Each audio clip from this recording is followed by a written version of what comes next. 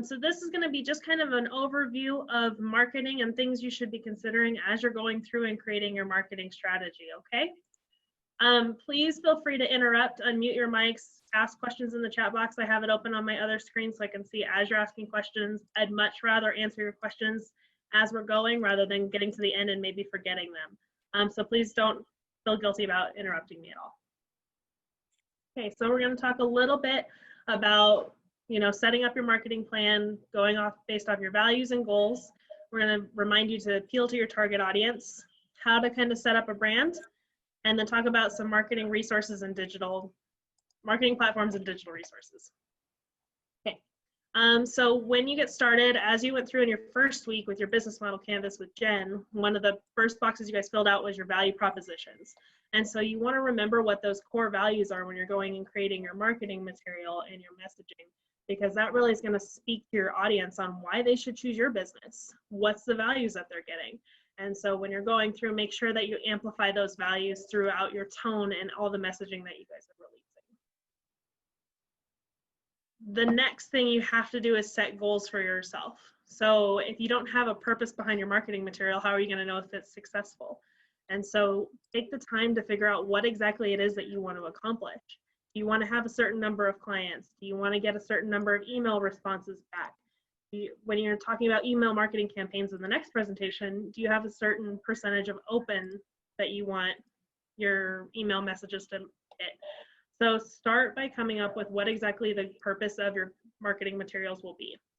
And you probably have all heard of SMART goals. So your goals should be specific, measurable, achievable, realistic, and time-based. So that way you can really see, okay, am I hitting my goal? Because I can make a goal that says, okay, I want to talk to an audience. Well, that doesn't say how big of an audience I want to talk to or when I want to talk to them by. So I could hit that goal 6 months from now. I could hit that goal a year from now. So make sure that you have those really specific goals to make sure that you're hitting what you want to do. The next thing you want to think about when we're going through your marketing material is really who is your target demographic. And now all my clients, when I meet with them, they say, well, everybody can be my customer. And that's true. Like, it's not saying that you're turning anyone away, but when you're going through and creating your marketing material, you should try and gear it towards who your target audience is. So my favorite example to use when I'm meeting with my clients is Barbies. It's not saying that, 18-year-old boys can't go play with Barbies, but they're probably going to get a bigger return on investment marketing towards younger girls. So think about really who your messaging is. So if you're talking to moms, you're going to talk to them different than you probably would talk to dads. And so as you're going through your child care center, you want to make sure that you're speaking to your target audience. So this next part, we're going to talk a little bit about kind of the buyer's journey and making sure that you're interacting with your customers and that target audience and telling them your values throughout every stage of this. So the awareness of how are they going to find out about your business? The evaluation of if that child care center is the best fit for you. Eventually signing their kids up. So hopefully they do come to your child care center, and then all of the stuff that comes while they're receiving services and then after the service is completed. So you want to make sure that you're connecting with your audience and making sure you're using that same tone and values throughout every step of this process. So now we're going to really kind of tone it, take a second and focus on why you should come up with a consistent brand image. This is going to help your customers really connect with your business. It's going to help them identify you, especially when you're all across different platforms.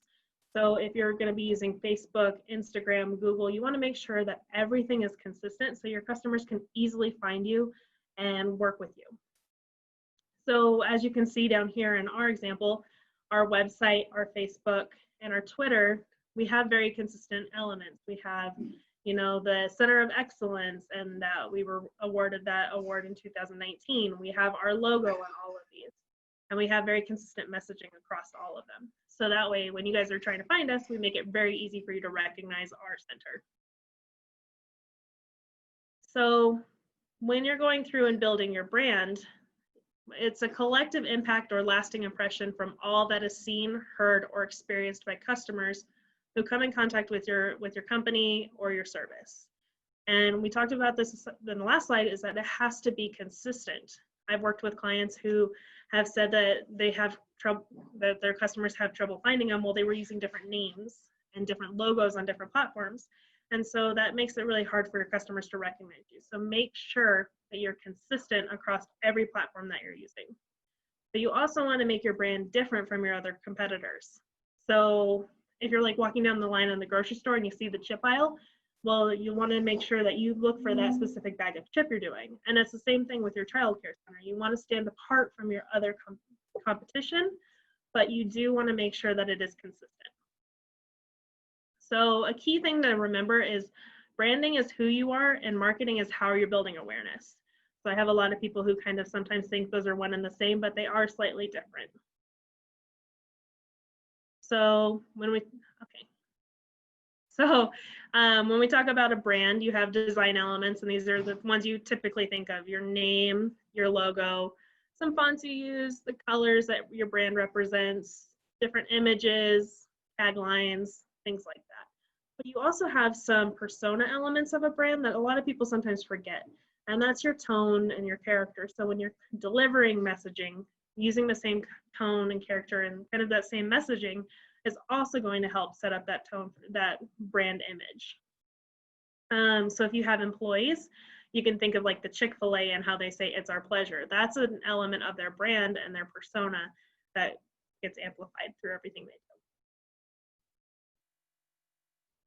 So here's an example of where to go and get a logo. So if you haven't got one designed, these are two great affordable options for you. There are obviously designers out there who will build a logo for you, but if you're looking for a budget-friendly option, here's two great ones. Constant Contact, you can get a logo for free. You kind of basically start with this template and then you can kind of change things up on it a little bit, but it is going to be pretty much kind of a cookie cutter logo that you build into your own. Fiverr gives you a connection with some other artists who will design a logo for you based on your budget. Some of them go as low as $5, $15, $20. Some of them get a pretty pricey, but that's the nice thing is that you get to pick what your budget is and then work with that graphic designer to say, this is what I'm doing, this is my business name, the colors that I want to use, and other elements that you might want to include within your logo. So great ways to start with that professional image and just your logo. The next thing we'll talk about is taglines, because a lot of companies have them. So an easy step to start building your tagline is you kind of dump out your entire business into a few sentences. Say everything you want to say. You go through, pick out the important bits, and then you start defining those important bits into one short sentence. So over here, I put some examples of some child care center taglines: Heart of Perfect Caring, A New Perspective in Daycare, Grow Naturally, Learn Naturally. And so go back to your values. What is it that you're really wanting your customers to know that you're valuing, and how can you incorporate that into a tagline? And that just helps with the marketing material. It helps just kind of with another identifier for your customers to find you. Okay, digital marketing. So we're going to talk about email marketing in your next presentation. And then in 2 weeks, you're going to do your social media presentation. So this is going to be just kind of getting you thinking a little bit about what digital marketing is going to entail. The nice thing is that it does offer you affordable solutions and the ability to set your own budget. So I have clients who don't spend anything and they still create an online presence so they can be found. And I have some that choose to invest like $7 a week or whatever it might be. Obviously can go up from wherever you want, but that's, you know, it is an affordable solution for when you're just starting out. You want to make sure that you can find your business in Google, and you want to be able to use the analytic tools that are provided on a lot of these marketing platforms to improve your efforts and see if you are connecting with your right audience, what needs to be improved and what needs to be changed.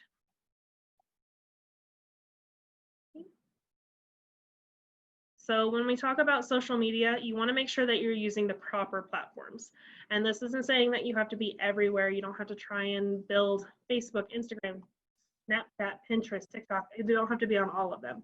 You want to figure out where your target audience is, what they're using, and how you can strategically use that platform to make your business stand out.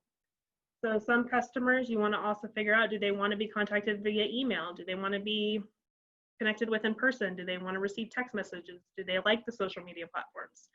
So talk to your customers when they come in and say, hey, you know, how would you prefer to communicate? Would you like me to email you if something comes up? Would you rather connect on social media? Those are easy questions that you can ask when your clients come in. But whatever you do, just make sure you're consistent across whatever platforms you guys use. Consistency is definitely key when it comes to branding and marketing. So we're going to talk a little bit about some of the popular ones.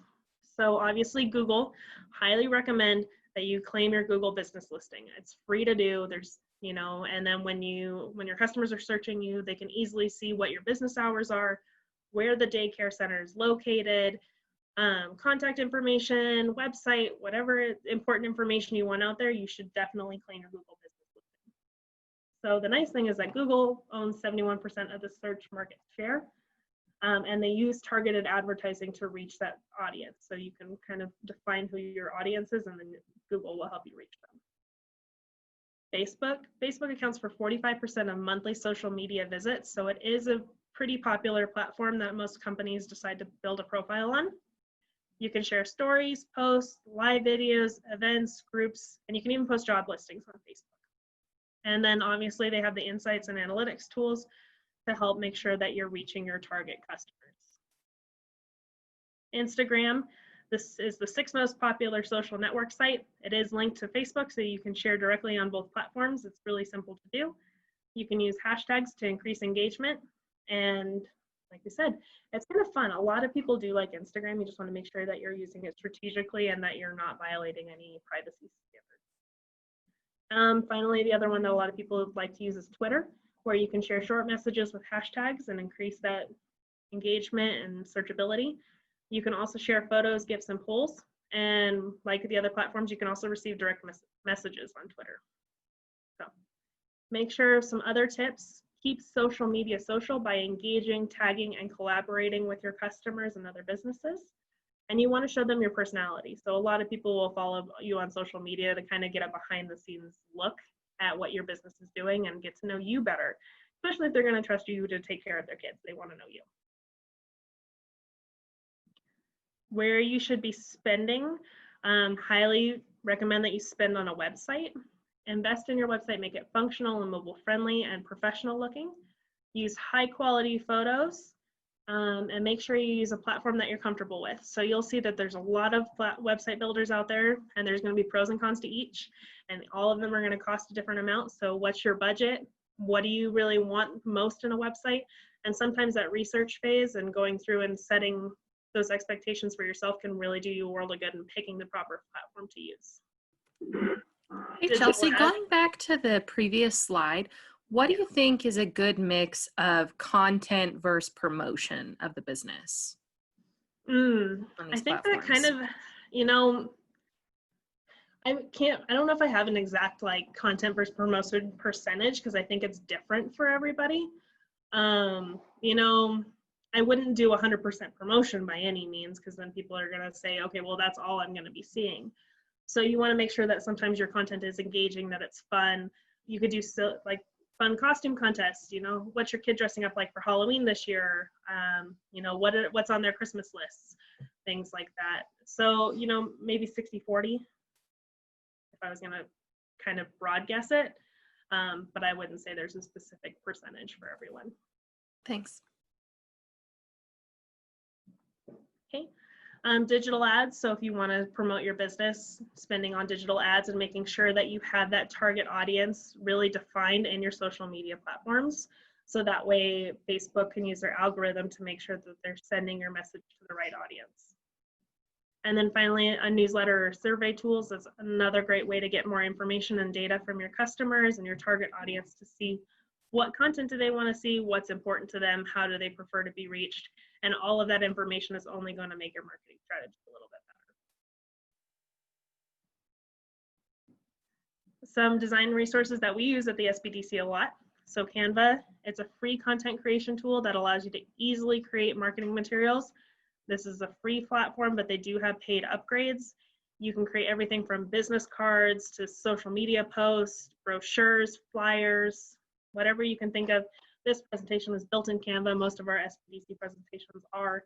So it's a great resource to make your content look very clean and professional, and also kind of give you a little bit of inspiration if you're not artistic. I am not one of those artistic people, so Canva makes me look like I know what I'm doing. So Canva is a great one to remember. Unsplash is a library for free high quality stock photos. So earlier we talked about making sure that you're using those high quality images on your website and your social media platforms. If you are looking for stock images, Unsplash is a great place to start looking. And then finally, LunaPic. I use this, it's a desktop photo editor with lots of free functions. I pretty much use it for the color picker, so that way I can make sure my colors are very consistent. So then I can take that color code and plug it into Canva or whatever tool I'm using to match my brand across platforms. If you have a logo or something you want to use and you want to take off the white background behind it, LunaPic's a great resource to do that as well. Okay, so we only have a few minutes left and I want to make sure we have time for questions if anyone has them. So a couple of quick tips to remember. Integrate your values and your audience into your brand consideration. Make sure that you're setting your goals that also take into account your values and your target audience. Be consistent through your entire experience to help your customer easily recognize you. They want to do business, they want to find you, they want to follow you on social media. Make it easy for them to recognize you. And then finally, be different from your competitors. You know, sometimes services can be very similar, but what makes you stand out and amplify it? And that probably comes down to your values and how you run things. And then the last couple slides I had was just telling you about all the wonderful things SBDC consultants do, but Andrew covered that not even 20 minutes ago. So we do the no-cost confidential consulting, educational workshops and seminars, and then connecting with other resources. So with the last couple of minutes, I want to open it up for questions and make sure that you guys are all ready and prepared to go to learn more about email marketing. Hey, Chelsea, I've got a question for you. If you don't have a lot of your own pictures to use, do you have a recommendation of a good stock photo resource? Unsplash. So it's just unsplash.com, but I sent Andrew these slides, so all of these are live links, so you should be able to click on them and it'll take you to Unsplash.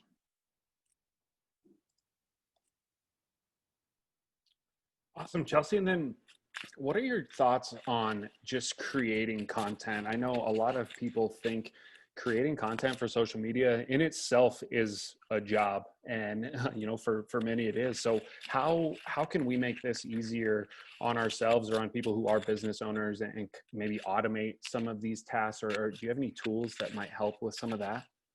Yeah, absolutely. So, you know, I do get a lot of people that say social media is overwhelming. So the nice thing with Facebook and some of these other sites that you can connect to is that you can schedule posts in advance.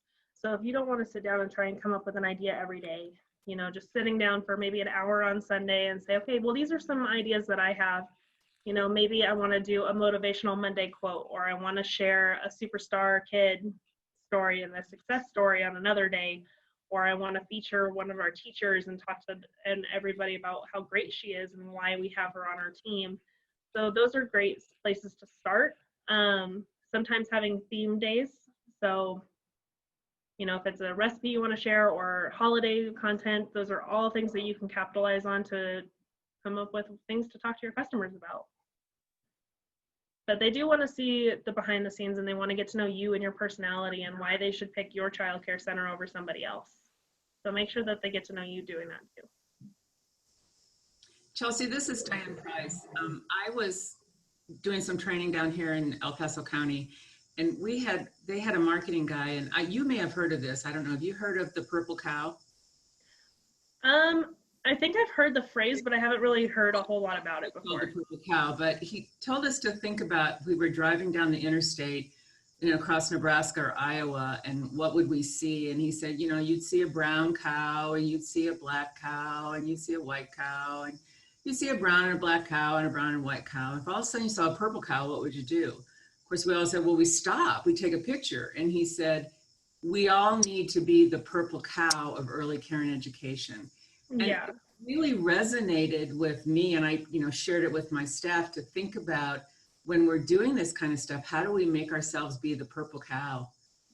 And to really think about, you know, how we look, how we sound, how we feel, how we smell. And I mean that in terms of for enrollment and, right. you know, get with parents. And it just really stuck with us around. So lots of things now we're saying, okay, how do we become the purple cow with how do we become the purple cow with this? So I just thought it was an interesting thing to think about. I'll have to start using that more. I really like that. And I think a lot of it can go back to your values. Your values are going to be different between you and your competitors. And really, is it that natural kind of environment, or are you really focusing on an education perspective or just a happy, healthy place? Those values are really drastically different, even from childcare centers that I've heard about around town. And does anybody else have any other questions? I want to make sure you guys are all set up and ready to go for all the other great content you guys are going to hear today. Chelsea, you did mention Google My Business. For somebody not familiar with that, could we just get a brief explanation of what Google My Business is, why it's important? Yeah, of course. So Google My Business, when your customers are going to type in your center, so say they type in East Colorado SBDC. When you come up in Google and you'll see that profile that's on the right-hand side that says this is the business name, it's got some pictures, it says your hours, your website, you can have your phone number on there, some testimonials and reviews. That's your Google profile. And so when you claim your Google business listing, you're claiming that profile and making that information up to date and current. Sometimes if that data gets pulled from other places, it can get really inconsistent. So making sure that you have control over that data that's out there, especially with Google being a #1 search engine. So definitely go to Google My Business and claim your listing. It's free to do. It doesn't take very long. Google is really great. It pretty much walks you through the steps of what you need to do, but also your SBDC consultant can help guide you if you do get stuck with it. Awesome. Thanks, Chelsea. Are there any other questions for Chelsea at the moment? I don't see anything in the chat, but anybody else have anything?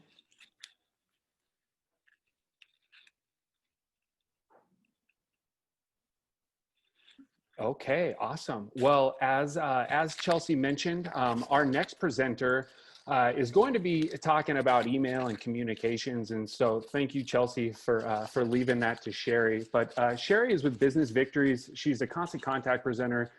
She's a small business owner, business coach, author, and speaker. And so we're very, very delighted to have her here with us today.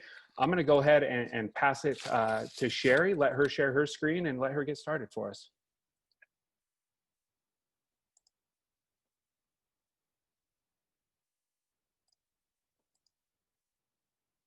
Hey, Sherry. Unmute. Okay, there we go. I am unmuted. Perfect. I'm going to Wonderful. start my video. Do you want to continue? Continue. All right, hold on just a second. I'm almost there. All right, I'm here. Let me start my presentation. And here we go. All right.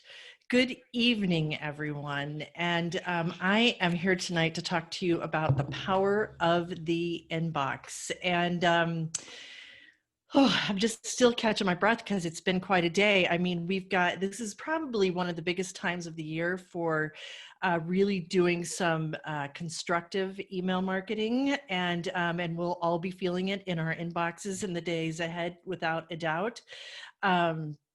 So I really want to spend this time with you tonight to go through and talk about how you can be most effective in your email marketing and things that work, that don't work.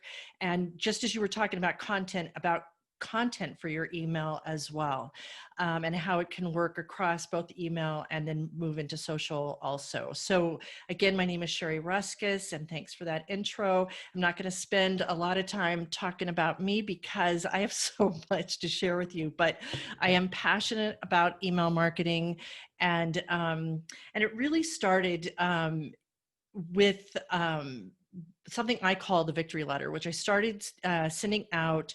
It'll be in 2021, it's going to be 20 years. I can't even believe it that I've been sending it out every Monday morning. And it's just something that has become a part of what we do. We're going to talk about consistency and the importance of consistency in email marketing.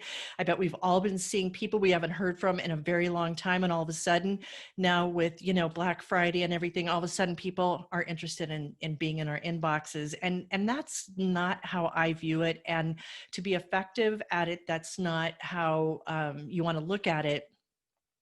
And what you always want to be doing is providing consistent value. If you think about what's in your inbox and what matters most to you, it's those things that bring you value, right? We're all scanning our inbox. We're looking at, first who it's coming from, the subject line, whether it's going to get our time or not, because we're all super busy and we all, there's a big value to email, but if you do it correctly. So I'm going to get into all of this with you. So what would you guess is the number one app on smartphones? And think about yourself on your smartphone. Where do you go to for apps? And you might guess that it's email, because that's what I'm talking about. But more than half of all emails are opened on a mobile device, which is pretty amazing when you think about it. I've been teaching about this for a long time, and I watched it creeping up. It was like 10%, 20%. Now it's 50, and I bet it's even higher than that. But it's really helping to increase awareness about your business, your branding, and what it can do for your business. I'm going to go through some of these pretty fast because I want to get to the nuts and bolts of everything. But it can boost repeat business. And something you're going to hear me say a lot is that it's not about hitting people up, and here's what happens in small business, right? When do we start thinking about marketing? When we need more sales, not in advance. And so, and it's true with email marketing as well. It's got to be more about giving them that value instead of always hitting them up for a sale of some kind. So what is the power of the inbox? It's delivering professional email communications to an interested audience containing information the recipient finds valuable. Again, comes back to that value. And when you can use a template like some of these that I'm showing you here that look attractive, they just catch your eye and it makes you want to read more. And one of the things that you'll notice in each of these is that there's just something about it that pulls your attention towards it. So for all the stats people in the room, I'm going to go through a few stats first. 91% of people check their email daily. This picture may look familiar to you with everybody looking at their phones. 88% regularly check email on their smartphones. It's reliable. Email gets delivered 90+% of the time. And we're going to talk a little bit more about that tonight.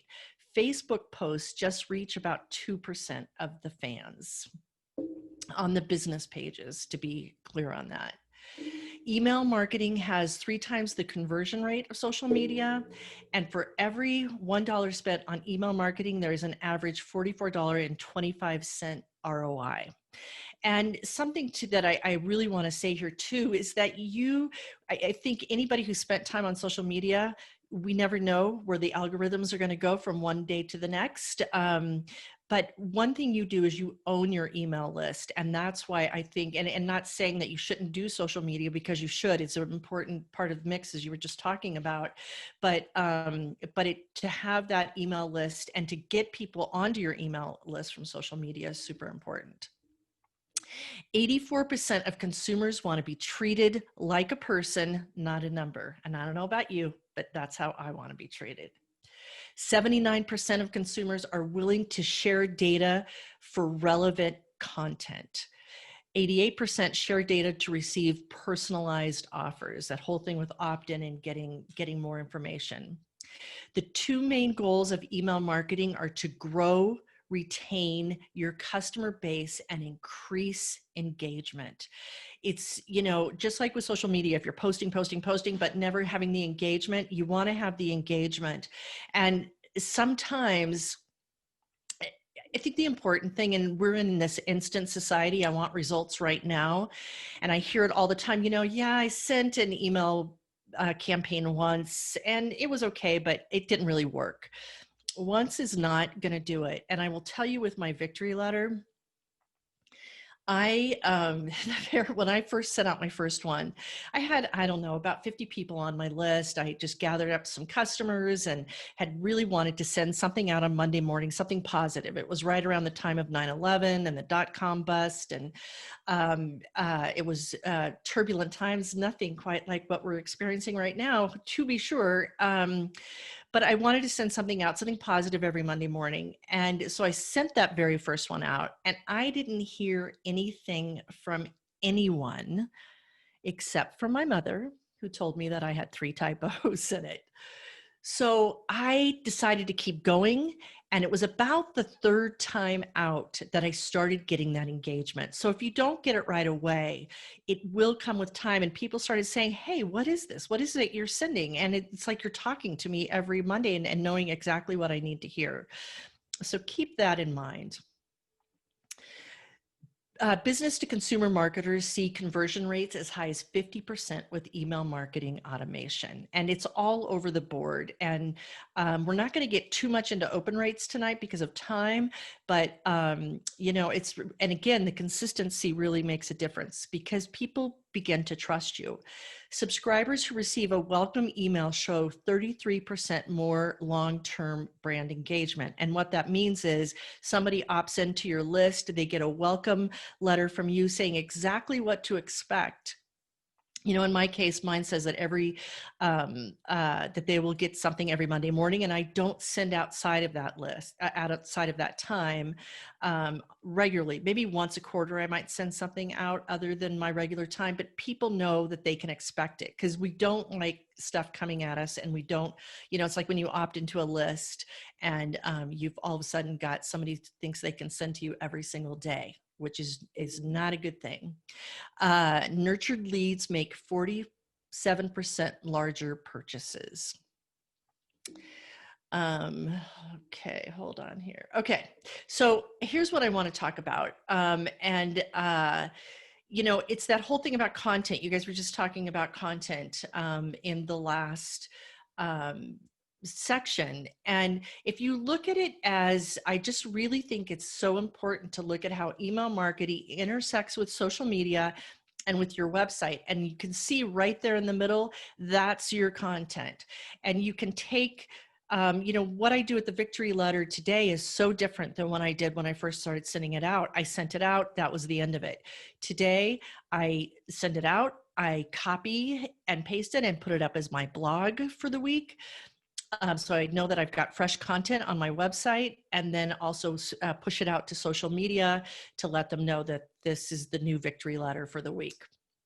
So really thinking about your content, and I really want to get into that a little bit here because, or a lot here, let me say that, because it's what I find stops people more than anything is, well, I don't know what to write about. But the other thing that I hear is that I don't have the time, I don't have the money, and email marketing is one of the most cost-effective things that you can do. Sometimes there's not enough belief in the message, which keeps people holding back for the content that they want to share. Lack of inspiration. One of the things that I will tell you, by sending every week, I find that there's a whole thing about writing, and when you can write content on a regular basis, it flows out of you so much more. Some people just want to avoid technology, and after a day like I've had today, I get it. and it is a good thing to avoid, but I always tell the computer, I am smarter than you, so get past it. And in business today, you can't avoid it. And again, I always keep saying technology is my friend.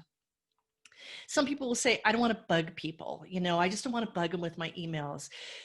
That's where belief in your message comes back in, that you're not bugging them. You're actually sharing really great information with them, and knowing that what you have to share is of value.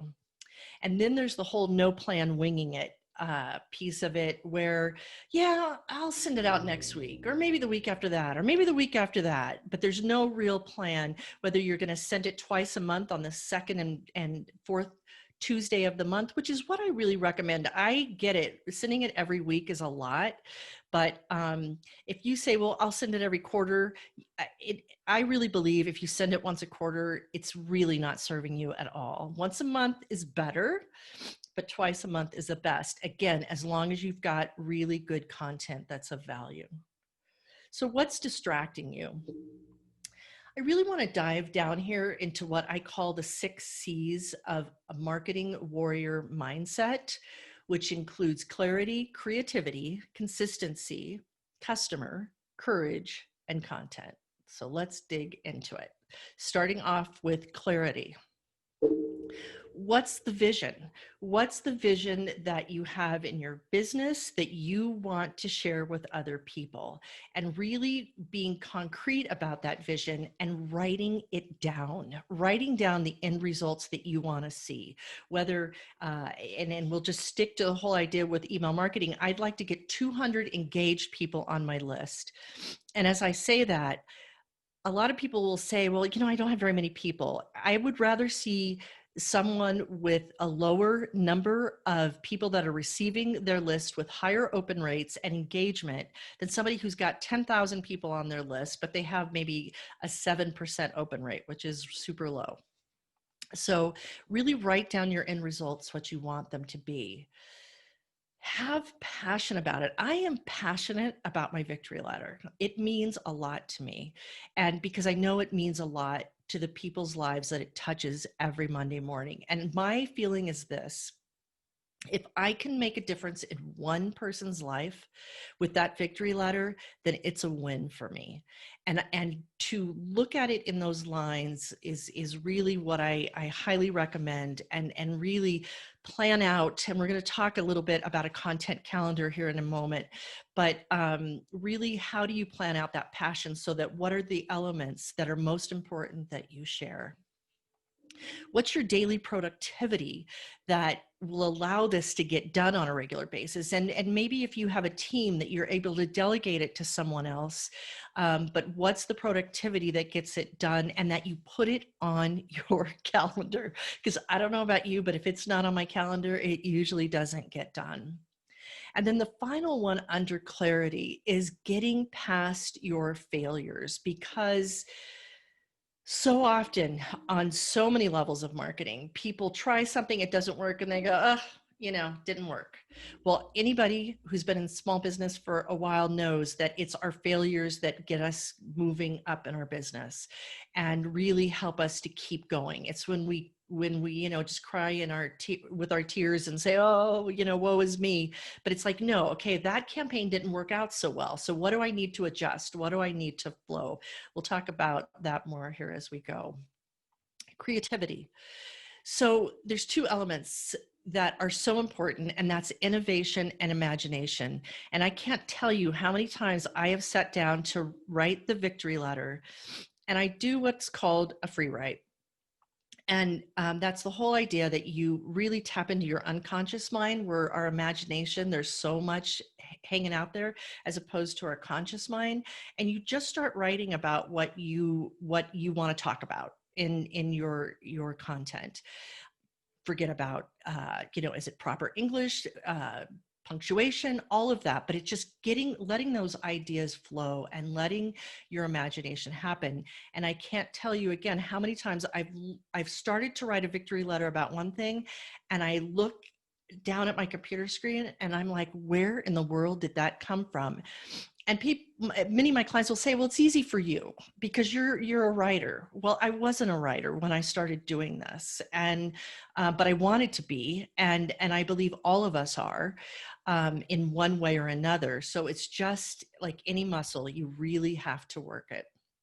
So it's that whole power of writing that can give us so much content that we can, some days I might write a bunch of, because I write almost every single morning, and just it's part of my morning. I call it morning momentum, and I can pull something out of that and expand on it. Set creative dates with yourself. Really give yourself the time to let your imagination come to life. And it could be doing something totally different. It could be cooking. It could be whatever it is that gets your creative spirit going. I love to do interior design around my home. That, I could be doing that and all of a sudden I get a great idea. I love to garden in the summertime. So really having those creative dates. Find your inner creative. This is where it's just not so cut and dry.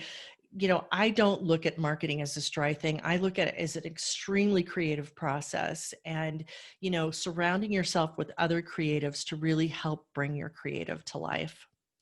And then finally, that belief again, the belief and patience. Patience is a really good thing, that you're going to keep working it until you get it right. There is consistency. My daughter and my son now too both live in San Diego, and I love going to visit them, of course, because I grew up in Southern California. I love the beach, but it's what's amazing is when you sit on the beach and you watch surfers. Do they just go out, try to catch a wave, and come back in and head back, put the board back in the car and leave? No. And my new son-in-law actually is a great surfer, and he'll be out there for hours, just really trying to catch that right wave. And I really would love for you to think about marketing and your email in the same light. Marketing is about implementation of habits. It's the habit of getting people to read or look at what you've created, right? As well as you having the habit of getting it out there. So if you can't even get in the habit of sending something out on a regular basis, why would you expect someone to get in the habit of reading it on a regular basis or looking at your materials on a regular basis? So my readers know, the people that receive the victory letter, they know that Monday morning, come hell or high water, that victory letter, there's only been a few times that it hasn't happened in all these years that it's going to be there. Sometime, usually during the morning. It might run into the afternoon, just depending on how technology is being, but it's that habit, my habit and their habit. Creating a content calendar. So I'm going to give you a really quick fix here for creating a content calendar. It's not complicated. It's creating a Word document and just, going January, February, all the way through the end of the year. And then I have it on a Word document that sits on my desktop that I throw ideas into it. So there's a great book called Big Magic, I believe, that she talks about in that book, about how ideas can be fleeting. And we've all had them, where you had an idea and then you're like, next day, what was that idea? It was so good, I can't remember it. Write it down. Again, it goes back to that writing it down. You should see my desk right now. It's crazy because we're going through so many things, getting people ready for the Black Friday, et cetera. But Post-it notes. And I'll take all my Post-it notes and then put them into my content calendar. And so catch your ideas. If a staff member has an idea, write it down. The other day I was writing down, and this is actually going to be my subject line for next week's victory letter, but I was driving down the street and there was construction and there was no lines in the road. And I thought, oh my gosh, that's a great subject, is no lines in the road. And what we're living through right now with the pandemic, like there's no lines in the road. We have no idea what's happening from one day to the next. And so that's going to be the topic for next week's victory letter. But I did write it down because I was afraid so I was very careful when I got to the stoplight and wrote it down. But really write down your ideas as they come. Don't expect to sit down at your desk or wherever you sit and write, and that just have the ideas come. When you have something to trigger you, so much easier. Accountability. Be accountable to yourself first and foremost to get this done. Make the commitment. And then if you can have somebody on your team to help you with that, all the better. I love mastermind groups because they're great for accountability. So where's your accountability in making sure this gets done? Going back to the passion piece we talked about, what's your purpose? What's the purpose of your business? Why are you even in business? And what's the story behind your business? So often we forget about the story, and that makes for great content. Little snippets of your story, or your story, how it goes, or something that happened with a customer last week. That's the really juicy things that people want to hear about. And then discipline, doing it, right? Just doing it and making yourself do it. As we look towards, we've got Black Friday, Small Business Saturday, and Cyber Monday coming ahead of us. And again, the people that are going to get to the finish line on this are the ones who have discipline and are figuring out how to get it done. And it's it's been, like I said, a little tough. So, but it's like, we're here, like just before I got on with you guys, I was working with another client trying to get it done. So we're working 12-hour days with that discipline. Content. Generating new ideas that I believe, and I've been an entrepreneur since my mid-20s, and it's those new ideas that come up that keep us not only engaged in our business, but keep our customers engaged in our being in business. So what are you doing to generate new ideas? And again, writing them down, seeing them through. Sometimes as entrepreneurs, we have too many ideas, don't we? So it's really writing them down. I have this whole idea cycle thing that I work through that really talks about which ideas to keep and which ideas to put on the back burner for another day, because there's just not enough time in the day. But so how, again, with your content calendar, etc., how are you generating new ideas? Really becoming a content hero. Like everything is about the content in business today. If you're not generating content, people can't see you, especially right now with the pandemic. Like, it's more important than ever that people can see where you are and what's happening. And people want to know what's happening in your business. With, our lives have all been just shook upside down. So it's really just creating this content to share and to let people know where you're at with your business, etc. What's important, and paying attention. We're going to talk about customer here in just a second, but paying attention to what's important to your customers right now and writing and talking about it. Having content vehicles, again, so we talked about whether it's your website, social media, email marketing, but what are the vehicles that are getting your content out there on a regular basis and making it part of your marketing mix regularly. And then content structures. My content is very inspirationally based. I do talk about small business and marketing and some different things, but it's more inspiration than anything else. It's really my coaching style. So what are your content structures? Can you do a step-by-step how you do something?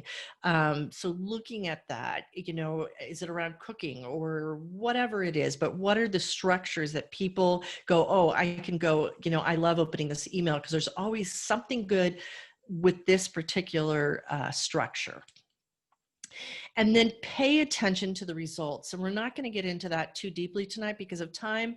But what I will tell you is, what's cool about email marketing is that, especially when you use a system like Constant Contact, who I've worked with for the last 15 years, is that you get reports. You see what people are opening, what they're not opening, what subject lines worked really well and what didn't work so well, what time of day worked well, what time of day didn't, but you've got to pay attention to those. And on the social media side of things too, look at your reports. All right. I hope I'm not talking too fast, but I have so much I want to cover with you. Customer. It's all about the customer, isn't it? At the end of the day, that's who matters the most in our business. And why do customers do business with us or want to even receive an email from us? Because they know, like, and trust us. They trust that they're going to get an email from you and they're not going to get beat up about buying something else. They know that they're not going to keep getting it. It blows my mind when people try to send, and we've all had it where somebody's even twice in a day tried to send us every single day. And it's like, yeah, no, I don't like you that much. So really working on that know, like, and trust factor and understanding what it is they know and like about you. So again, you can write more about it. Creating loyalty models. You might have an email list that only goes to a certain sector of customers, that your VIP customers, or a certain, I know that you guys have daycare centers, and so it may be parents of certain age groups. There's a lot of things you could break it into, or people that have been with us for 5 years or more. Some things you can do to get people to opt in is to get a price discount of some kind to opt into a list. There's a variety of loyalty models out there. This is a big one, and I have been doing this all week, turning features. Well, it's only Tuesday, but it sure does feel like Friday for some reason. I'm going to be ready for Thanksgiving for sure. Turning features into benefits. And what do I mean by this? We're involved in our products or services, and so we're constantly saying, that this is what the features are. But what do people care about? The benefits. Like, what does that mean to me? Why do I care? So really look anytime you're writing marketing copy, and how can you turn a feature into a benefit that really matters to the end customer, what they're going to get out of it. And then there's the power of asking. How do you ask for something with, and a lot of small business people have a hard time with sales. It's not their favorite thing to do, but it's that power of asking that makes a difference. So again, in your newsletters, of doing a give, and then ask for something, or always give something first, but maybe have a little promo at the bottom, but always thinking about giving. But you got to ask, because if you don't ask for the business, you won't get it. So there's a fine line in all of that. And then finally, really looking at your competitive advantage. Why is it that your customers do business with you versus anybody else? And who could tell us that better than anybody is our customers? And we forget to ask them that, or we forget to write down things that our customers say, or ask staff members, what is it that people are saying that they like about us? And really put that as part of your content calendar, and really pay attention to what that is so that you can write about it more.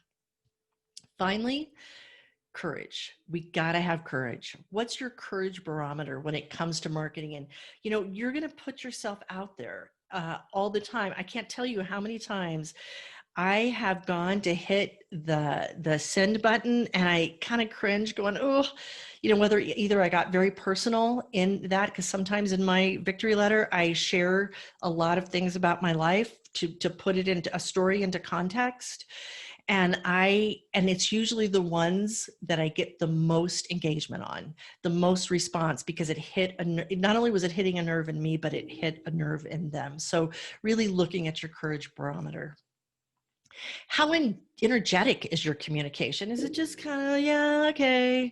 We've all read emails that were like, okay, I'm asleep after the first sentence, bye. So really, how energetic is your communication? What are the causes worth fighting for? So are there organizations that you can partner up with and share stories about them as well, but really looking at the causes that matter? It's always a fine line between, what do they say, religion and politics. And politics has been a little crazy as of late. I guess we've all noticed that. So you do have to tiptoe lightly. But what are the other causes that are more heartfelt and that you want to share, that matter to you, that really matter to you, that they make a difference?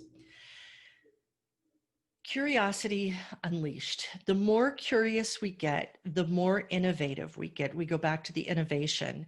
And how curious are you when you're doing research on a topic that you want to share in your newsletters, and really making it fun? And then just doing it over and over and over again. Within your business, whatever is your biggest strength, you have done it over and over again until you achieved mastery and really mindfulness about it, that you do it without even hardly thinking. And I tell you, with my victory letter, that's how it is.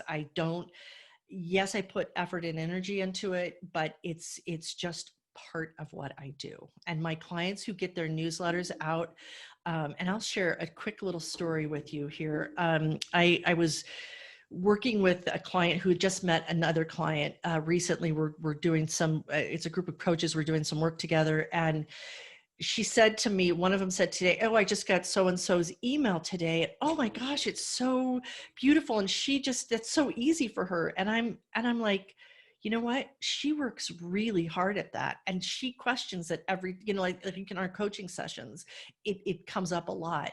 And I said, could I please share this with her? Because she's going to be so happy to hear that. So, it's really, we get a lot of stuff in our head that, oh, this is, not so good, when it's really good. So, all right. So here's the content brew. You want to brainstorm a bunch of ideas, right? So if you have a team, customers, et cetera, just brainstorm it. What are the things that we want to get in our content for the next, even if you just do it for the next 3 months, do some research around it. Again, competitive advantage, all those things. Then get some engagement, and that's where social media can really help you with your content too, because you go, oh, look at, we talked about this and this on social media. Let's dig into this more for our newsletter. And then write. You gotta write. If you're gonna do email marketing, you gotta write. There's no way around it. Yes, you can pay someone else to do it for you, but I will tell you, I think the people who write the best letters for their business are the ones who write them themselves. My personal opinion on that. Okay, other ideas around content. Turn questions into content. So think about it. What are the questions you get asked all the time by your customers? There's a few examples here on your screen. For a plumber, how do I ensure my, so the question's always, how do I ensure my pipes won't burst this winter? You write about 5 ways to protect your pipes this winter. And doing fives or numbers is actually a great way to write too, because it makes you kind of break it down a little bit. And I might even shorten this on my subject line a little bit. To say, protect your pipes. I would say that. I like 2 or 3 words in my subject lines, or about this question about, can I deduct the mileage I drive for volunteering? Top 3 mileage questions, so make it short and sweet. But so again, in your content calendar, what are the questions that get asked all the time, and how can I create that? And then you can take it into different kinds of articles you could write. I mean, there's a lot of things you could do with that. All right. So why regular email doesn't work, right? To either do CC or BCC. Here's, what you see on your screen is that typical email versus the other ones that we looked at before. So there's limited sending. I think you can only do up to 100, which if you do it CC, people just want to shoot you. And if you do it BCC, it can get stuck in spam filters. People under the believe that it can't, but it can. There's no formatting control. It's susceptible to those spam filters. No branding whatsoever. Definitely could get some spam complaints. I would complain if I got something like this. And here's the last one. You have no idea who saw it. You have no idea who opened it, looked at it, anything. Where if you use a service like Constant Contact, you can actually get a report and see exactly who opened it, who clicked over to anything that you've got hot links on. So again, doesn't this look so much better? And, you get the beautiful template, the brand identity, you manage your subscriptions. So, you can look up, and see that Mary Smith has opened up every single email we've ever sent her, or maybe not. So looking and seeing that, ensure that the email is getting delivered, because sometimes the emails get bounced because it's the wrong email address, etc. And it's really being cognizant of, it's called the CAN-SPAM laws.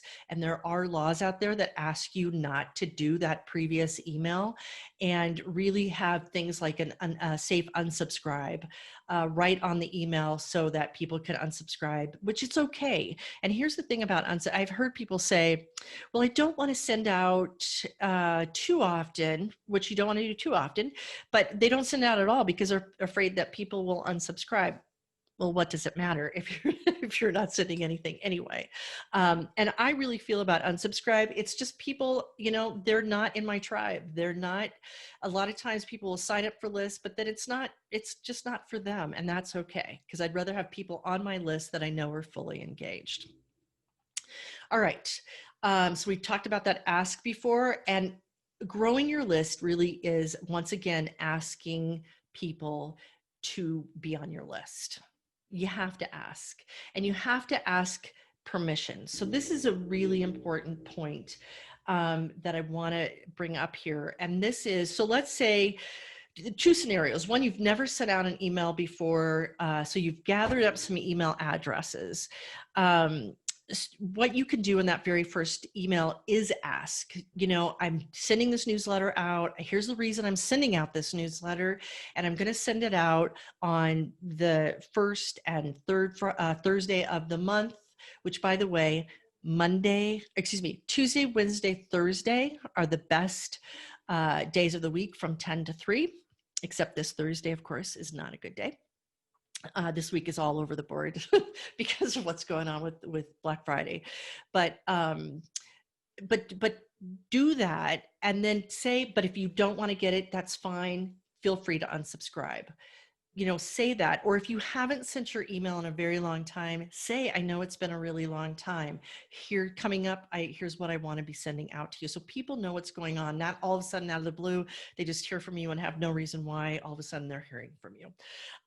So that's really an important thing. So get that consent, be straightforward. Offer an opt-out, which again, if you use a service, it's always there, and respect their privacy. Never, ever, ever share anyone's email list with anybody, or never buy a list. That's a big one. And be legally compliant. There's different things you can do, such as opt-ins. I'm not going to go into that too much tonight, but it's like things within a service like Constant Contact, where you have that opt-in that will take you straight over to a welcome letter that I talked about before, and properly invite people in. So where to ask, events, maybe not so much as we were before, but still, even on a Zoom call, things like that, is to let people know, I do have this newsletter. If you'd like to get it, please do so. QR codes, really cool what's happening with QR codes right now with restaurant menus. And I think people are getting more familiar again with QR codes. There's text to join, sign up for the list at checkout. So if you're doing online checkout, there's usually a little box you can do on your website to have that opt-in, and just really asking. I mean, most of the time I just say to people, you know what, I'd love to include you in my victory letter, which of course all of you are welcome to sign up for that too. Let me do my ask here, which if you go to my website at businessvictories.com, you'll see it on the homepage. There's a little opt-in, good example for you to look at. And give them a reason. I say that I'm doing it because I want to send you inspiration every Monday morning. But again, it could be ongoing education, VIP preference, insider news, ebook, white paper, updates, discounts. The number one reason for an unsubscribe is, like I said, it's irrelevant to them. I don't care about this. And that's why people unsubscribe. Focus on being relevant. What's happening in the news to a point. We've got too much news these days, but you don't want to be talking about something that happened 10 years ago. If it doesn't make a difference, figure out how much is enough. Here's what I will tell you. I usually shoot for my victory letter to be 500 words, which some people might say is a little bit long, but for what I do, it's good. Or you could do a little less and have them read the rest over on your blog. I like 500 words because it's just enough to digest. It's also, as I take that and I make it my blog, I have Google likes at least 250 words to consider something fresh content. Google likes fresh content on your website. And so then I'm taking care of all of it. Turn those questions, as we talked about, into contents. And remember that images are content too. 90% of information processed by the brain is visual content. And I have really, over the years, gotten into just really loving photography through all of this. And our cameras our phones, right, are just the most amazing cameras.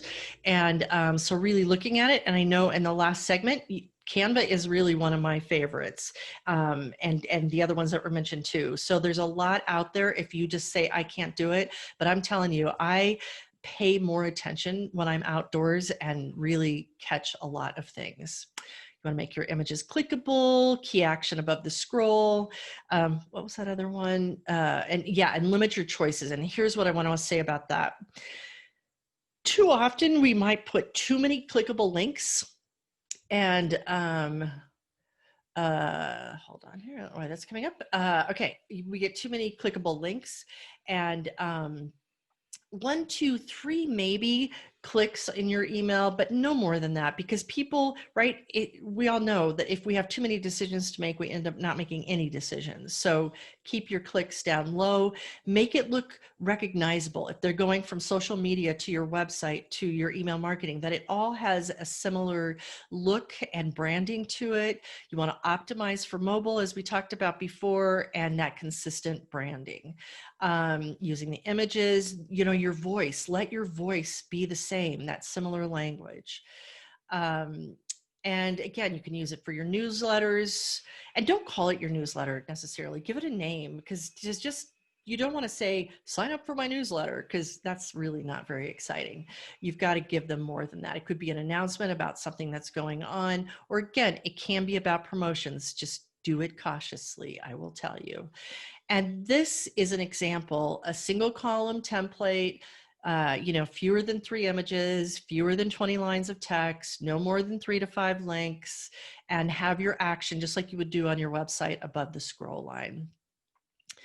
Have them, as I said, recognize who it is. So whether it's your name or the business's name, that they recognize who it's coming from. Because again, remember when you go through your inbox, how you determine it.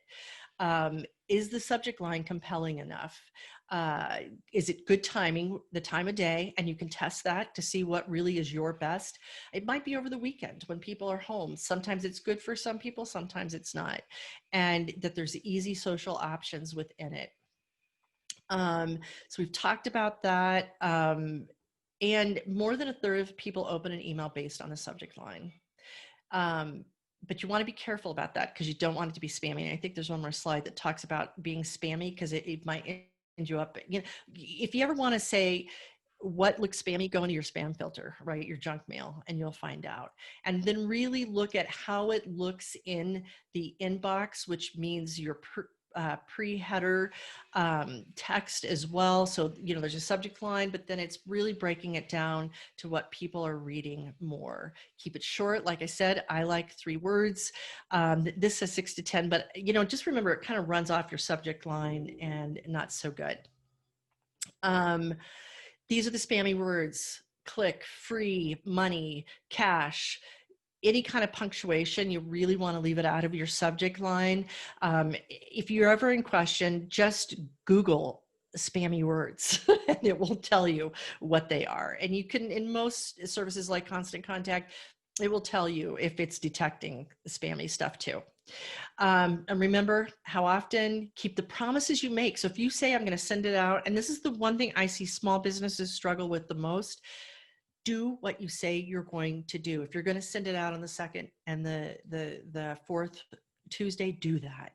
And then coordinate time with other things that are going on. I mean, that's why it's so busy this week, because there's so much going on to determine with websites and all kinds of stuff.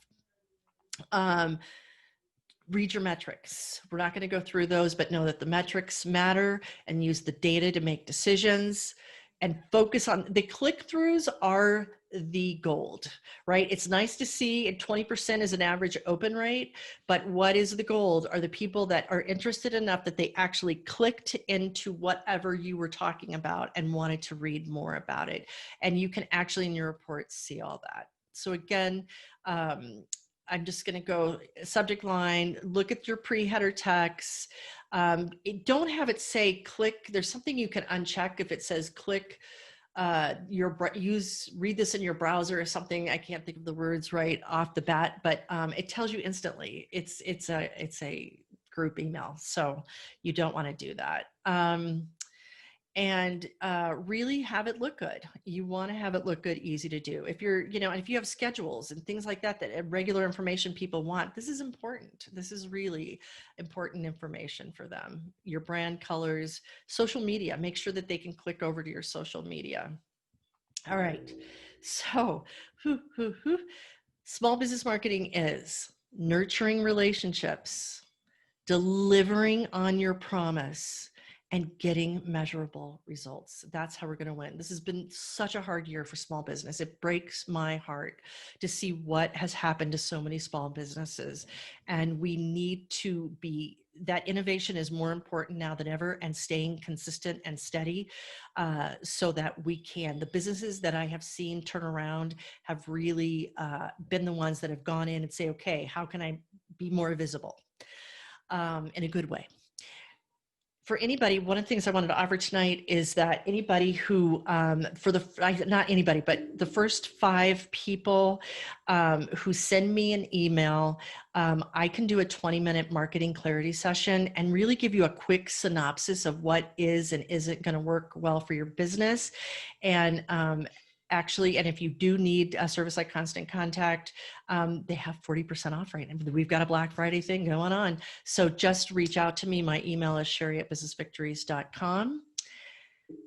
And that's it. That's what I have to share with you this evening.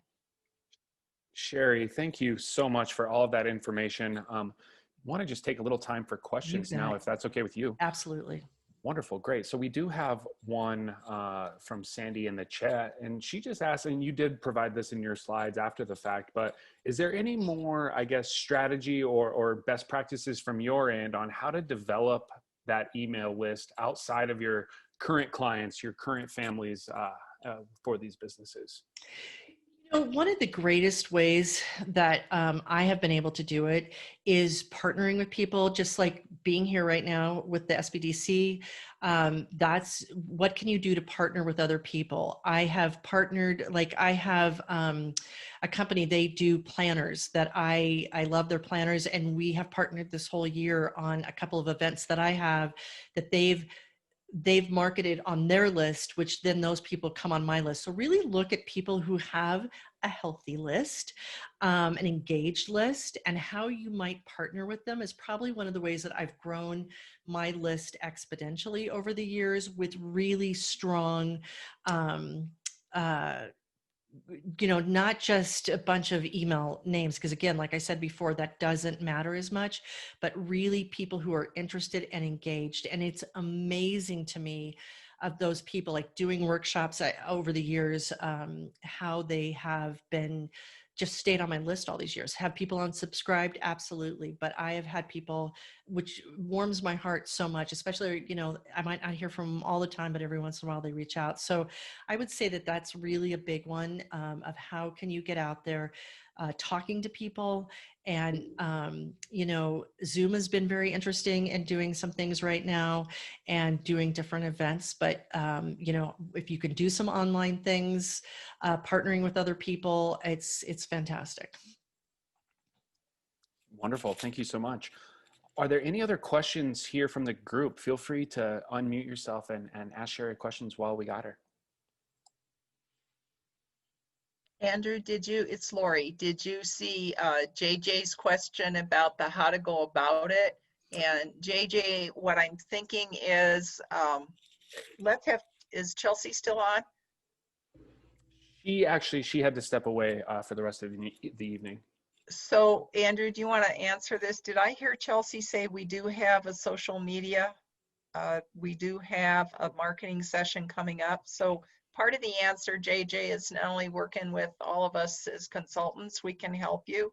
But the second thing would be, we do have very drilled down step 1, step 2 kinds of things going on in the SBDC social media marketing classes. So Andrew, do you want to see if you can address her question? Yeah, absolutely. Thank you so much for that, Lori. And JJ, I'll present your question to Sherry, but yeah, I guess Sherry, for individuals who are new, who are getting started, they're managing their business, they're wearing all of the hats of this business. How do you, I guess, go about creating all of this? Where do you recommend they get started? If they're to take one step after tonight, what would your recommendation be? As far as email marketing, and that's why I really offer that clarity session, I can give, depending on where they're at right now, because everybody's at a different stage of what I think the best next thing would be. So again, email me for that.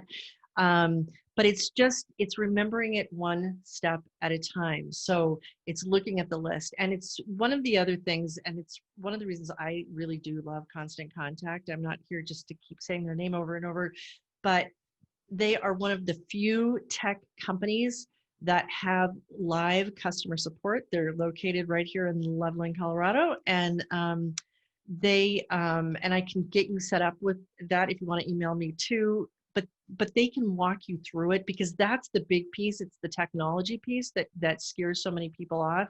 But they have free support, and I mean for like $20 a month, you can get up to 500 names and have this support too. So it's pretty amazing. And again, you can call them how many times a day you want to and get somebody on the phone real time helping you through the problem. And I think that that's what really gets us stuck, especially on that technology piece. Wonderful. Any other questions from the group? JJ, I hope that helped clarify for you. And again, just to reiterate Lori's point, your business consultant, Lori, and the team, definitely helpful in these areas as well. And obviously connected with resources like Sherry, so able to point you in the right direction. If we don't have the answers, definitely able to point you in the right direction of those that do. So thank you, Sherry, for volunteering that. Thank you, obviously, you know, for that free 20-minute session to those who reach out. And I hope that you all take advantage of that, or at least, you know, the first 5 who do get that email out. So thank you for that. You bet. You bet. Awesome. So thank you so much, Sherry, for your time. If there are no other questions, I'm going to go ahead and take the controls here. We are going to take a quick 10-minute break for everyone, just to get you, like I said, stretching your legs and ready for our panel. While you are taking this break, I really encourage you, if there are any pressing questions or issues that you might be having that you want to bring to the attention of this experienced childcare panel, as mentioned, they're all experts in this industry and have more than likely dealt with a very similar situation. So bring that to the table here after the break, and we'll look forward to speaking with you all here at 7:36 exactly. So we'll see you all back here in 10 minutes. Starting to pile in now. Great. Wonderful. So now I want to introduce just quickly our child care panel. We are so honored to have this group of ladies here on the panel with us this evening. And I hope all of you took some time, thought about some questions that you might have. If you do have those, feel free to enter them in the chat. Myself and our team will go ahead and be monitoring that chat here through this childcare panel. And then Lori Jones, business consultant with the SBDC, she's going to be our panel moderator. So I'm going to just do quick introductions. I will then pass it to our panel, let them introduce themselves to you, tell them a little bit about themselves and their experience within the industry. And then Lori will take it from there and begin asking the panel our prepped questions. So our panel, as you know, Diane Price, she had previously spoke here, I believe, weeks 1 and 3. So thank you, Diane, for all that you've done here for this program. She is the president and CEO of the Early Connections Learning Centers. We also have Julie Thayer on the call this evening. She is the executive director of the Haxton Community Child Care Center, and she is an instructor for the NJC Early Childhood Education Program and has been for the past 7 years. And we also have Rosie Evans on the call here this evening. Rosie Evans is the owner and director, of the Early Childhood Center there, the Evans Early Childhood Center. She is also a current SBDC client. So here's our panel. I'm going to go ahead and pass it to Diane. Let Diane just give you a brief introduction of herself, and then Diane, we can pass it to Julie, and then we'll let Rosie take it from there. So without further ado, Diane Price. Thanks, you guys. And thank you for having me back tonight. It's good to not see you all. I know you're out there somewhere, but it's good to be with you. I think I might introduce myself last time, but Early Connections is a pretty old organization in Colorado Springs. We've been around for 123 years. And some days during this past 2020, I feel like I've been here 120 of the 123 years, but I haven't. I've been here about 32, and we have had multiple, various sites around our community. Right now, we have 4 full-day, full-year centers. We have a drop-in child care program at the courthouse. We have a school-age program at one of our elementary schools, and we also have a network of family childcare homes with about 25 family childcare homes that are part of our network, and that's been in place for about 20 years. I have never been a center director. I've learned a lot about being a center director over the past few years, and but I have an incredible team of folks who are just really dedicated to high quality early care and education, and actually we have about 400 children that run the place. None of us run it; those children run it. So that's me, and I think I'm passing to Julie. Is that right, Julie? Yeah, awesome. Thanks. Thank you, Diane. Julie, take it away.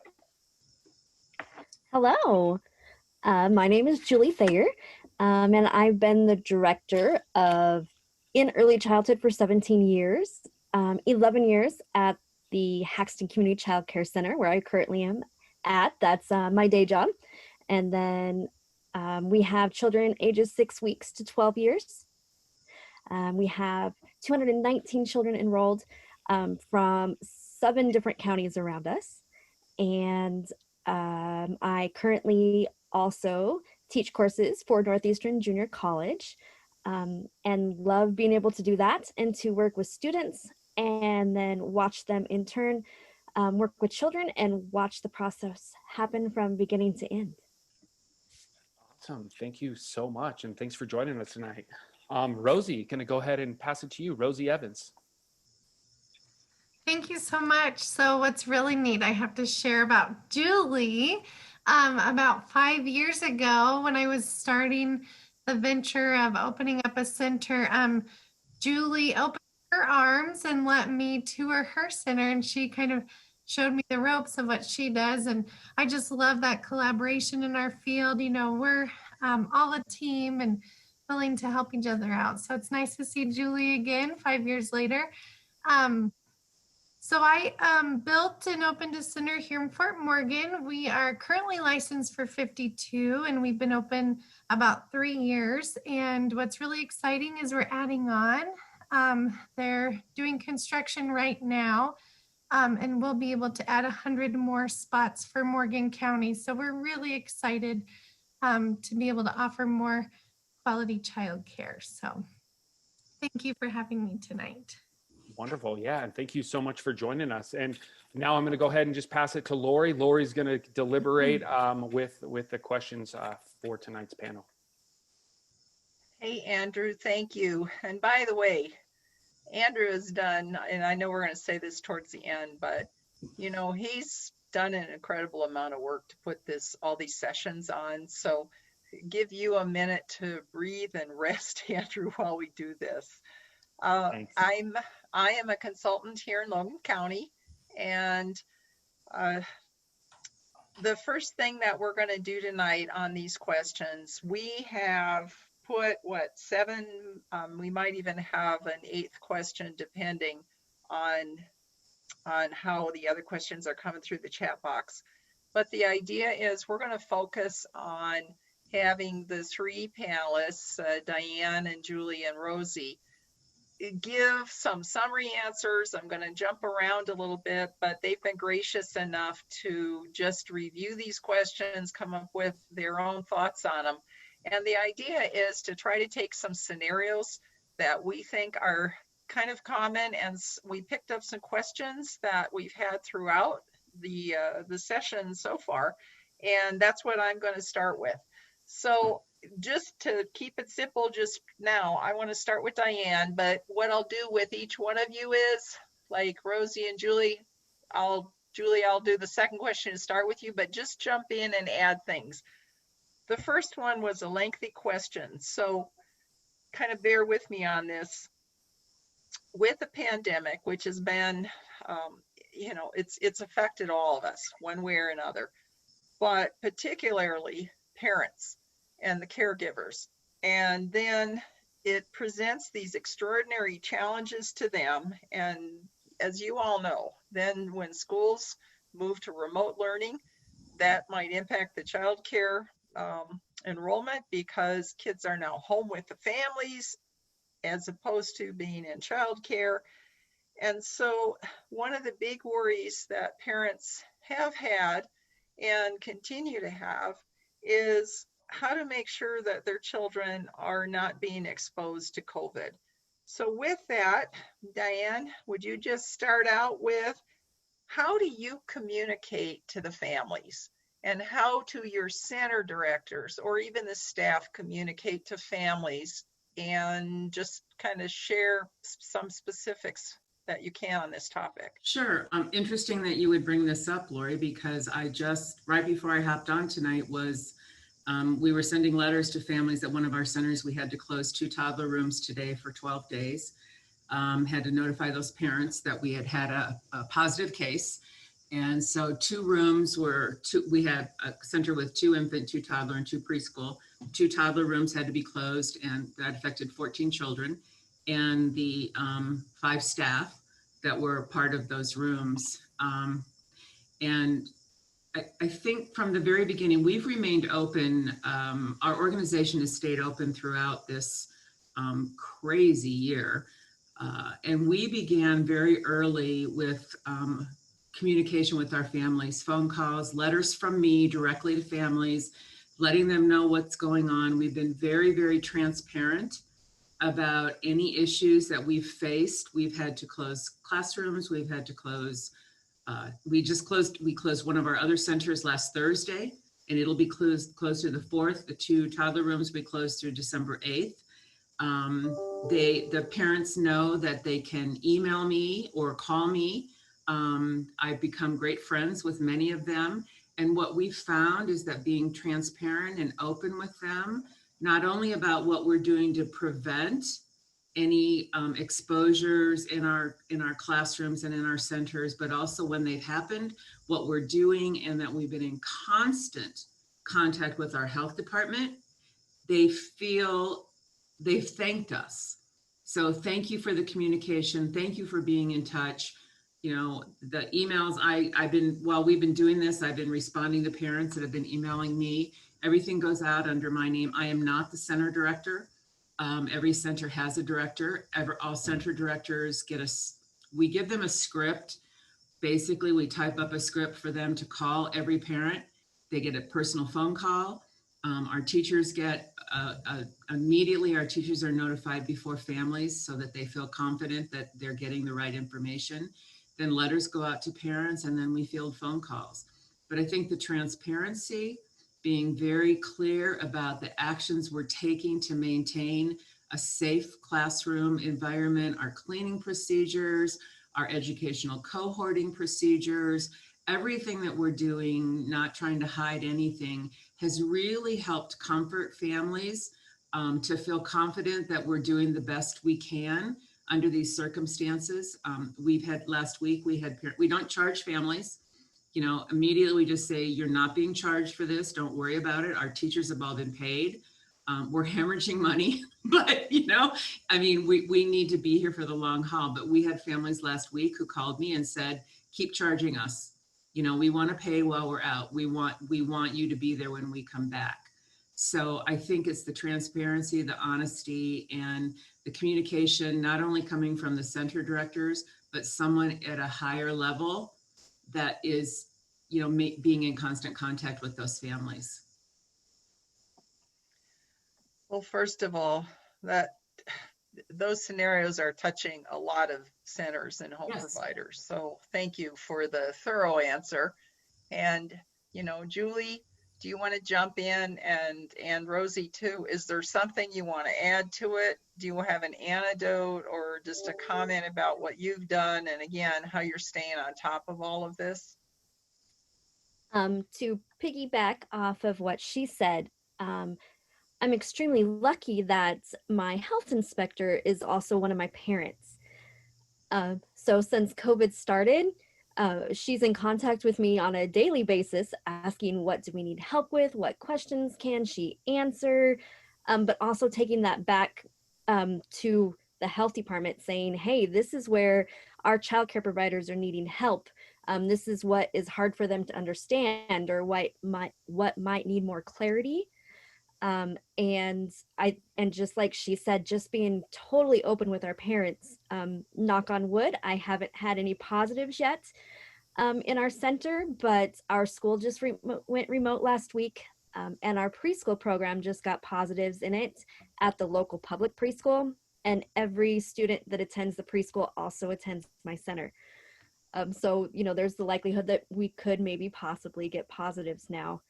But my health inspector is wonderful about answering any questions that not only I have or my staff have, but she's been completely open and wonderful with the parents in our center, keeping them educated and knowledgeable about COVID and how it spreads and how it affects children. We're also not charging families because some of our families that are going into quarantine may not be being paid at work also. So that was really important to us at the very beginning, that we did not charge our families if they weren't attending the center due to a COVID exposure. And I was going to say one of the, Julie, to bring that up, as you well know, there's areas in Northeast Colorado and Eastern Colorado, and there's pockets in, more metro areas too. But we do have a lot of families that are just, whether the parents are laid off or it's just that extra cost where they have to take time off and be home. If they've got those situations, the money just isn't there. So, it's interesting. And I'm going to reflect back on what Diane said too, then to be able to have the financial support or where people are willing to continue to contribute, because right now it's, every dollar flowing in is just going to keep every center, and even the home providers are going to need to have that cash flow going. So that's incredibly important. Rosie, want to add anything to this question? I do have to share one of my favorite ways we've communicated with families, not just the parents, but also the children. One of my staff, her name is Mrs. Debbie, and if you could imagine a Mr. Rogers as a woman, that's exactly what she is. She's Mrs. Rogers. We did a short little series called Mrs. Debbie's Neighborhood, and we did topics, why are my teachers wearing masks? Why aren't my friends at school? And so talking through that in a format that parents could show their children and talk to their children at home, just to help the children understand too what's happening with this bad germ. So that was perhaps one of my favorite ways that we communicated with parents during this time. So I'm going to work, Rosie, I want to work backwards then from that, because the second question, so for everyone attending, the second question was dealing about what is a best practice for strengthening relationships. And I think you all have pretty much answered that. And I'm going to come back with, I'm hearing transparency, being open, being accountable, sending out that key information in a timely manner, sending either a letter, making phone calls. So when you look back on when you pre-COVID, right? Mm-hmm. What do you think? Have you strengthened how you're dealing with your parents then? I mean, obviously the short answer is yes, but what have you maybe directly changed? Just one thing maybe that you've changed differently to communicate with those families about what they can expect from the overall care of their child. So Rosie, you want to start? Sure. One of the turning lemons into lemonade situations, we're all doing temperature checks in the morning. So greeting each family. And what I do enjoy about that, because I'm doing those greetings and those temperature checks, is that I get to check in with every single family of our center every day. So that's been very nice to be able to touch base with them and get information and share things. I will say the only downfall is, they're not getting to go in the classrooms. And so that can put a strain on the teacher-parent relationship. And so we're exploring different ways we can be creative, having Zoom calls where all the families can pop on and the teacher can give them a quick update once a week or so. But we're really trying to brainstorm some ways we can overcome that disconnect. But I think, constant communication is the most important way you can strengthen those relationships. We're still able to have our parent-teacher conferences. We do those twice a year. Those are really important times for teachers to sit down with the families one-on-one and really discuss their child's goals and things like that. That sounds good. Julie, would you want to add some ideas? Absolutely. One of our biggest concerns when COVID hit was our parent communication. We're rural, very tight knit. Um, we know things like what they had for supper or what they're doing this weekend with every one of our families. And when we realized that our families were no longer going to be in the building, our biggest concern was losing that close knit communication that both my staff members and myself had developed with those families. One of the things that we did to help with that is each morning we rotate who temperature checks and talks to the parents as they come in the morning. So each teacher has a chance to do that one day a week. So that way parents are still having a chance to have that one-on-one interaction with our teachers and with myself. That way they still feel a little bit of that connection there. And then we're also doing Zoom calls. And also one of the high schoolers in our local high school, through one of their classes, developed an amazing app for us. And what this app lets the parents do is it lets them ask a teacher a question at any point, or let the teacher send a message to the parents at any point, or it lets the teacher send pictures of the child throughout their day to the parent. So it works kind of like Brightwheel or some of those different programs, but the fun part about it is that one of our local high schoolers developed it. And so it's a really amazing to be able to implement that into our community. And that has really helped the parents feel like, oh, I forgot to tell so-and-so at drop off that this happened last night, but they know that they can let the teacher know through that app. And so that has really helped with losing that interaction due to COVID, but they still feel like at any time they have access to a teacher or me if they need anything. Diane, I was going to say, I'll have you add in a minute, but this is the other comment too. I think it doesn't even matter what any of us do. I think we have just all learned to rely on technology and come up with technology solutions. And it really has been incredible because the learning curve is steep for a lot of people, but it has made that all easier. So thanks, Julie, for that. Dan? What are your thoughts? And same thing. What is something you've really done to strengthen those relationships? It's interesting as the CEO, I have very little contact with most families because we're multiple sites, excuse me. My office is in one of our buildings, but I'm on the second floor. Kiddos are on the first floor, and then we have school age on the second. So I see some parents and know some parents, and then after all this many years here, some of them are returning students with their own kiddos now. So one of the things I've learned is that I probably, optimistically, when this ends, that I'll probably still continue to do some communication with families just from me regularly, just talking about what's going on. I do things that are, my team might videotape me talking about something and it goes out to all of our families, but I think I would do something more personal, to just say, how are you doing? And because I don't typically have a lot of day-to-day conversation with families unless they walk by my office. I have been terribly worried about parent-teacher communication breakdowns through this.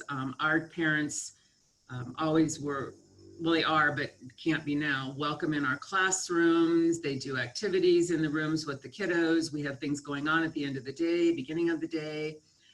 We serve quite a few at-risk families.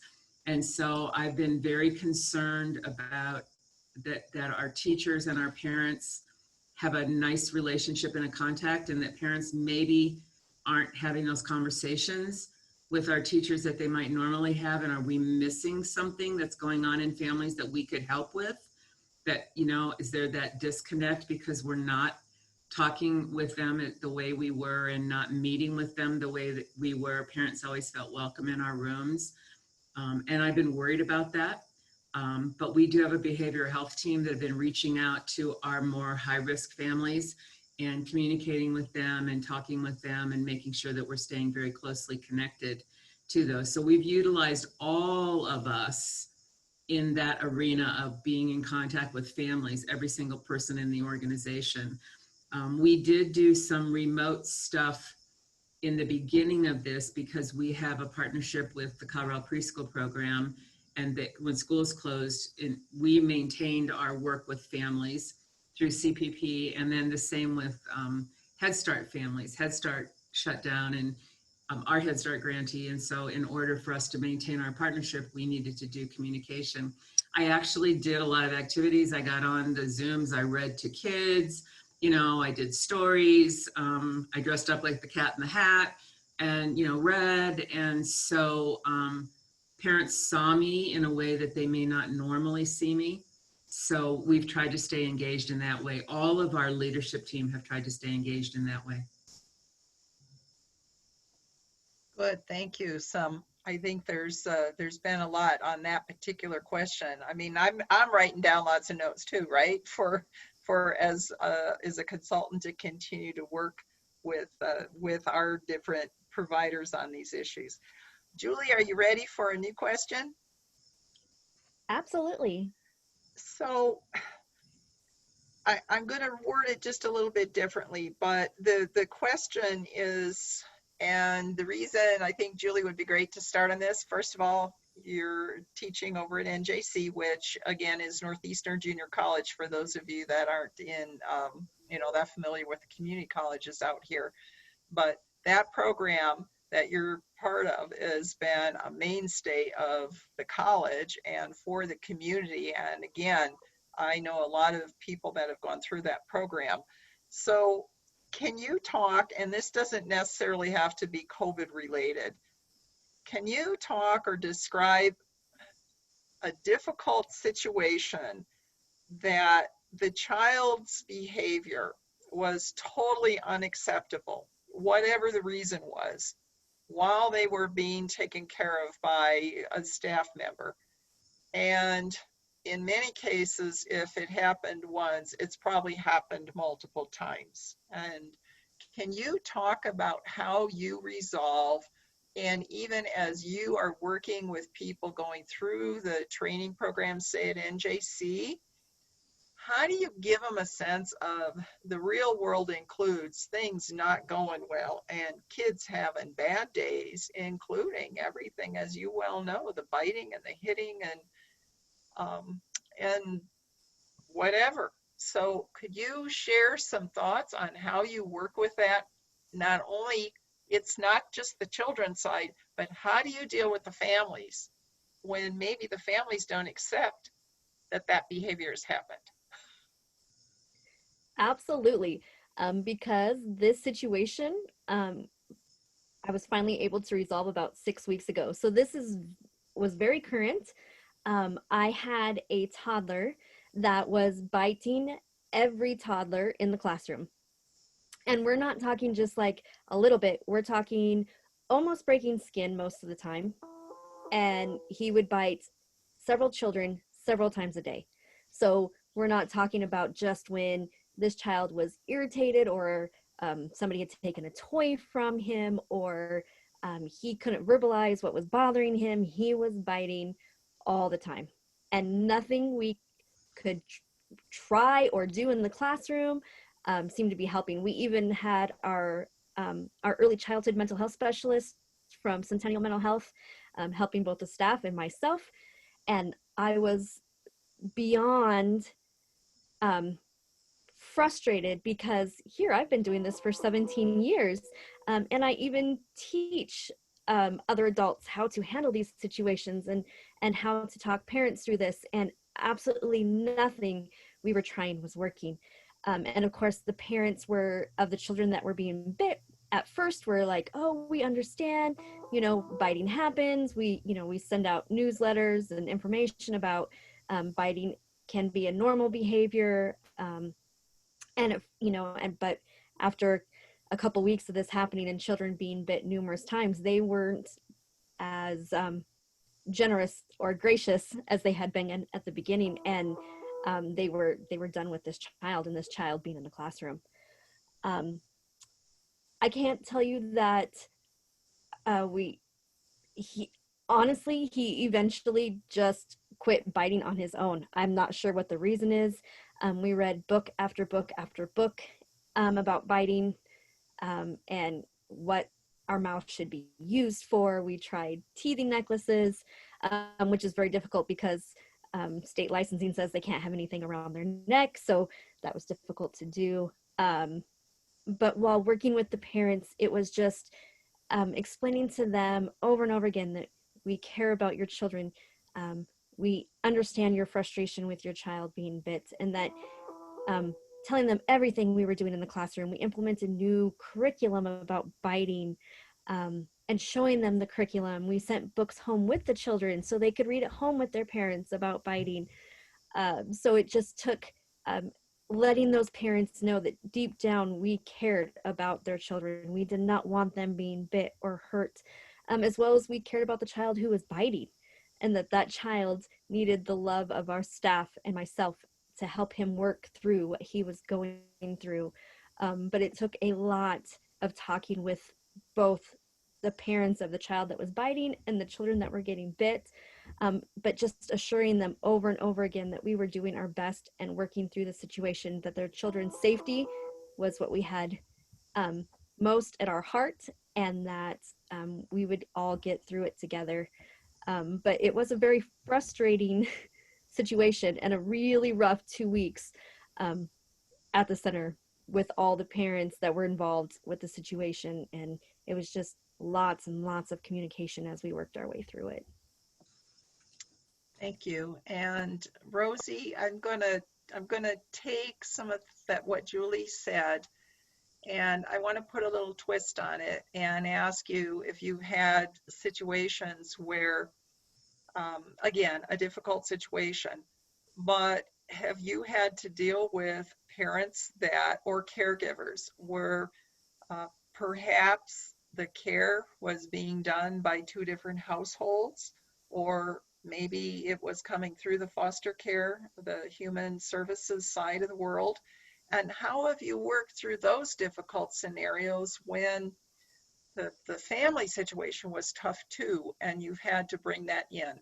And the reason I'm bringing some of this up, we have some people that are in this course that are fairly new to taking care of children. And again, this is not taking the place of any of the credentialed teaching, but it's got a business aspect to it too, which is all about that communication with the families and trying to resolve problems. And that's what we try to do too in the business world. That's a great question. We actually have a staff member who is also a foster mom, and she's adopted 2 children of her own. And we had that exact scenario this summer. She had a couple foster children that were able to attend our center. But, you know, due to their background, beyond reasons that we'll ever understand, you know, their family situations are so difficult. And I think the first thing that we do as teachers is really have the utmost of empathy for those children. And we try to understand, you know, it's helpful for us to understand what is going on in their home life so we can understand kind of the root cause of some of the behaviors that we're seeing. And then another big thing that we kind of decided as a staff was, yes, we want these children here at our center and we want to help these children, but we also have to have a plan for when these children do come into our care. We have to have a better relationship with DHS. When they're coming in, we really need to have a meeting with DHS and make sure, you know, we know the scenario and make sure everybody's on the same page. And then just some extra supports from our mental health specialists. So just some tools in the toolbox to help with the transition. But I think the biggest thing is right away with those difficult children is building a really strong relationship with them, because they maybe didn't have that because they're going from household to household, caregiver to caregiver. So if we can do that for the child, we can get a long ways. Thank you. And I bring that up because I also have a friend that is from this area, but now lives elsewhere. And her daughter is going through taking care of foster children. And unfortunately, Right now, they're still keeping him in the home, but they ended up separating the siblings, and just due to a behavior issue. So, you know, she is a former teacher and going through a lot of this in the home, but when things are cleared up, you know, the one child that's still there is going to be going into a daycare situation. Diane, I'm going to change things up because your wheelhouse is finances and that business side. So I want you to address a question that came up in one of our breakouts, which is the very narrow question was, what's acceptable, like for raising a rate from where the daily enrollment fee is now to some cost, whether it starts in January or sometime next year?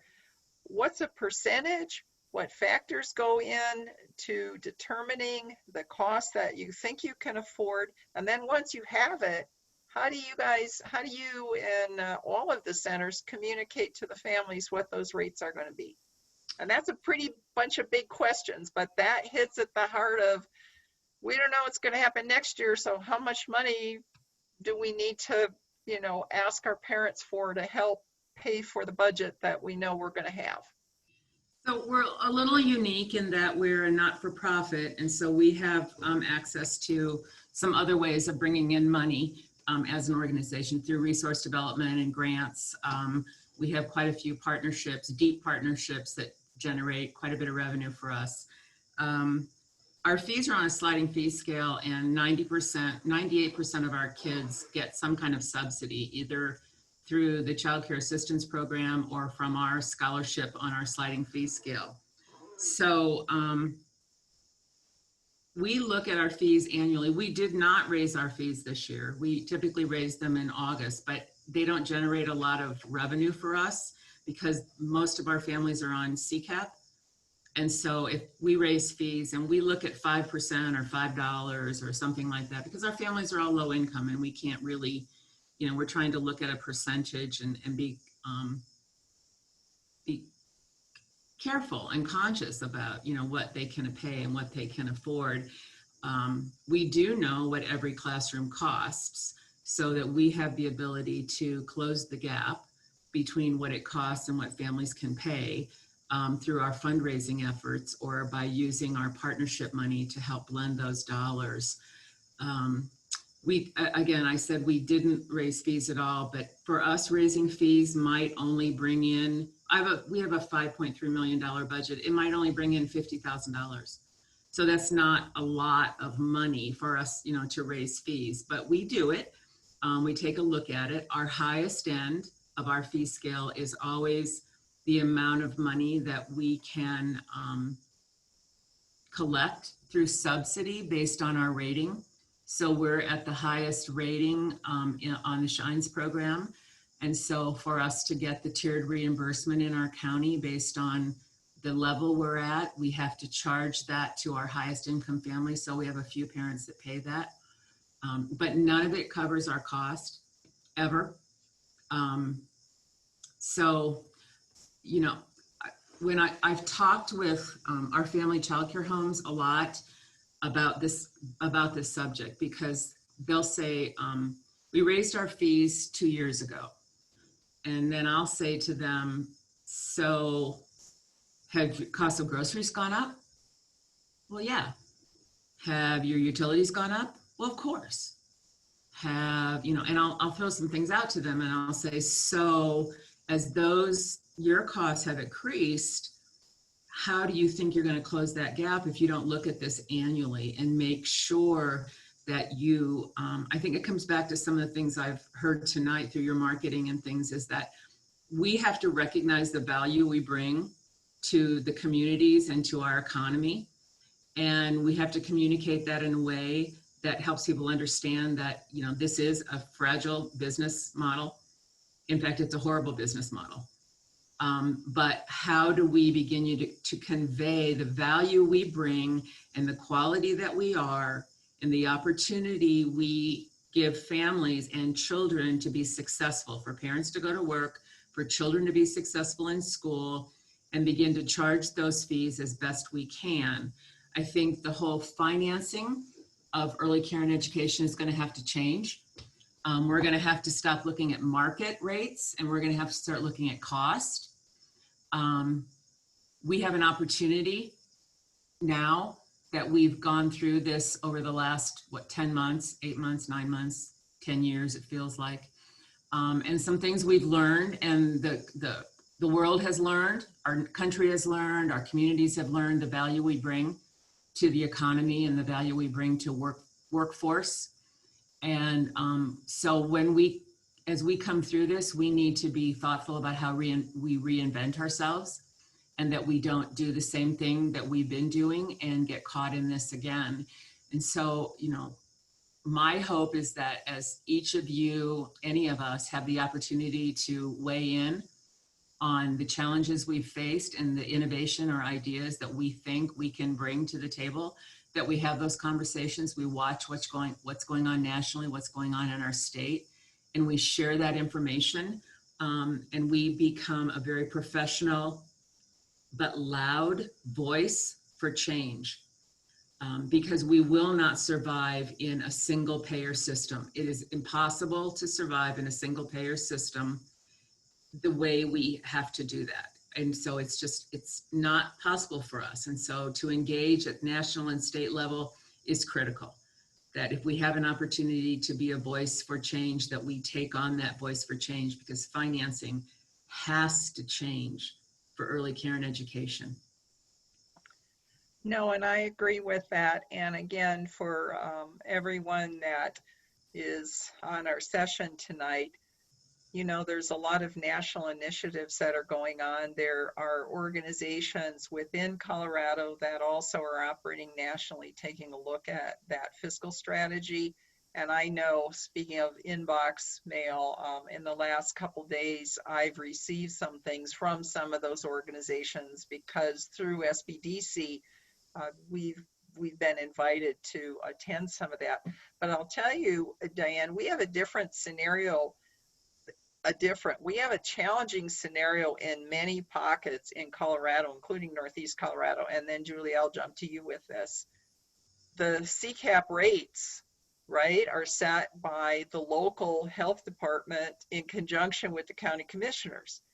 And so we have some of the lowest CCAP rates, like a Shines rating of 5 in some counties in Eastern Colorado is pretty bad on that reimbursement rate. It's probably even lower than your like Shines rating 2 where you are. So one of those challenges, yeah, it's pretty rough. And what I'm saying is the challenge then becomes the CCAP number is the one number, right, from Human Services. But then some providers that I know, they throw, I'm just kind of making this up, but maybe they take that number and then they say, I'll throw $5 a day on top of that, and that'll be my private pay rate, because they know that CCAP rate is just not doing it. So that becomes a political issue, which is not part of what we're all dealing with on these sessions, but it becomes a key factor with what's going on. And the bigger concern I think all of us in Colorado are looking at is what's happening at the state budget side. We're already hearing from our county and our city that they're going to be slashing budgets next year. So the question is, where's that one rate, right, CCAP going to come out?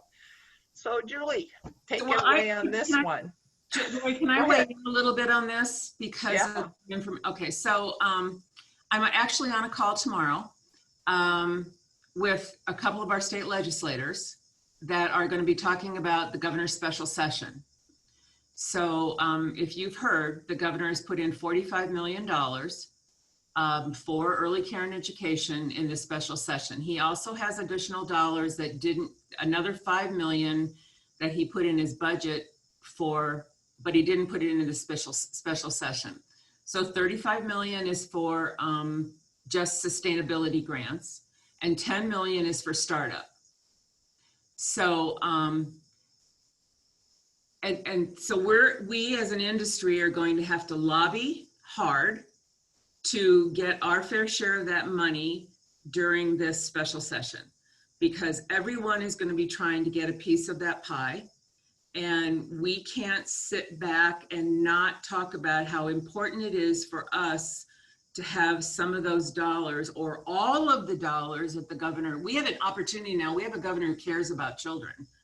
I'm not saying other governors didn't, but we have someone who said, this is, part of my platform. So we have to support him, and we have to support that conversation about the value of early care and education. And so there will be opportunities for us through our early childhood councils, through groups that we belong to, through associations that we belong to be strong advocates and to reach out and communicate it with our legislators. And we cannot miss this opportunity. The other thing is then when we move into the budget session, we will be competing with everyone else. You're absolutely right. And he's put in more dollars, additional dollars on top of that, adding to his budget, which we're going to have to fight for. He's holding harmless. He's proposed to hold harmless CCAP. But, CCAP has problems. There are a lot of issues with CCAP that need to be fixed at the national level. We have our own challenges in our state as a local control state. We have those challenges, and our county commissioners, depending on their engagement with early care and education, is a challenge in those departments. I think one of the big issues we have in Colorado is attendance versus enrollment. We have got to move to contract slots. We have to move to this idea that if we have children enrolled, that we're paid for those children that are enrolled, because we have to have our staff there, whether those children come or not. We have to order food or have food prepared. We need our directors there. We need all those people there. And so those are critical pieces that we have to address as an industry and as a profession, be thoughtful and professional about this and engage in any way we can to support this work that we have to do, or we will never change the picture. Right. We in El Paso County, well, all of our counties now get a minimum of 3 absences. But up until October 1, we were getting 1 absence a month. Mm-hmm. And so you can't exist on that when, 80% of your children are on subsidy. So those are things that we have to do. I think there are going to be opportunities for us to think differently. We have to see a movement towards staffed family home networks, family childcare networks. We have to support our family childcares in our state. In some communities, that may be all they have. They may not even have a center. They may not have any childcare at all. So how do we create staffed networks to support our family childcare homes, to ensure that they're going to be there for our families? We have to. I'm sorry. I'm going to stop. I'm sorry. I get on a soapbox. Well, sorry. Here's the good thing though, Diane, and I want to stand back for a minute, because we need people like you, and I am a strategist. I am somebody that looks, and I know our whole staff can tell you, sometimes I bring the 50,000 foot level conversation within our group. But the thing is, we need all of us at different levels to present, whether it's the practical, the tactical, the this is what's happening versus the strategic. And if you can do all of it, great. But I will tell you, and I'm going to toss this to Julie now, we do need to work with every organization, whether it is the Leadership Alliance that again is hosting this series of sessions. Also, we have to go to our local councils themselves and weigh in, and when the opportunity comes up, because I'm sure some of you have done this before, I've certainly done it, we need to speak out to our legislators. We need to just take a few minutes when we can and make sure we're having those relationships and letting them know specific stories that are going to be in the testimony to help change those mindsets. So it's okay, Diane, it's important. Well, I think the relationships that we need to build, even more importantly than with our legislators, are with our business community.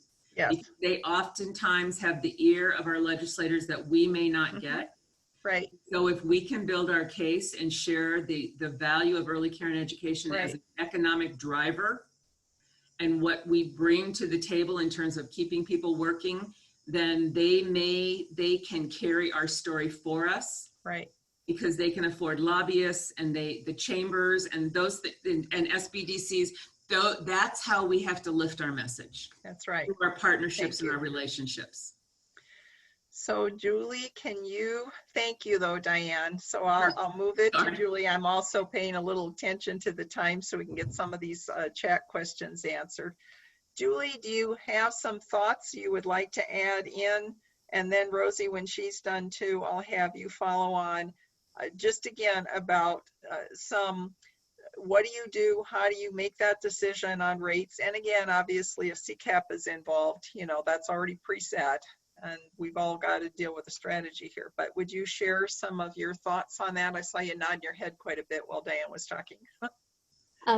Obviously, my center is in very small counties here in Colorado.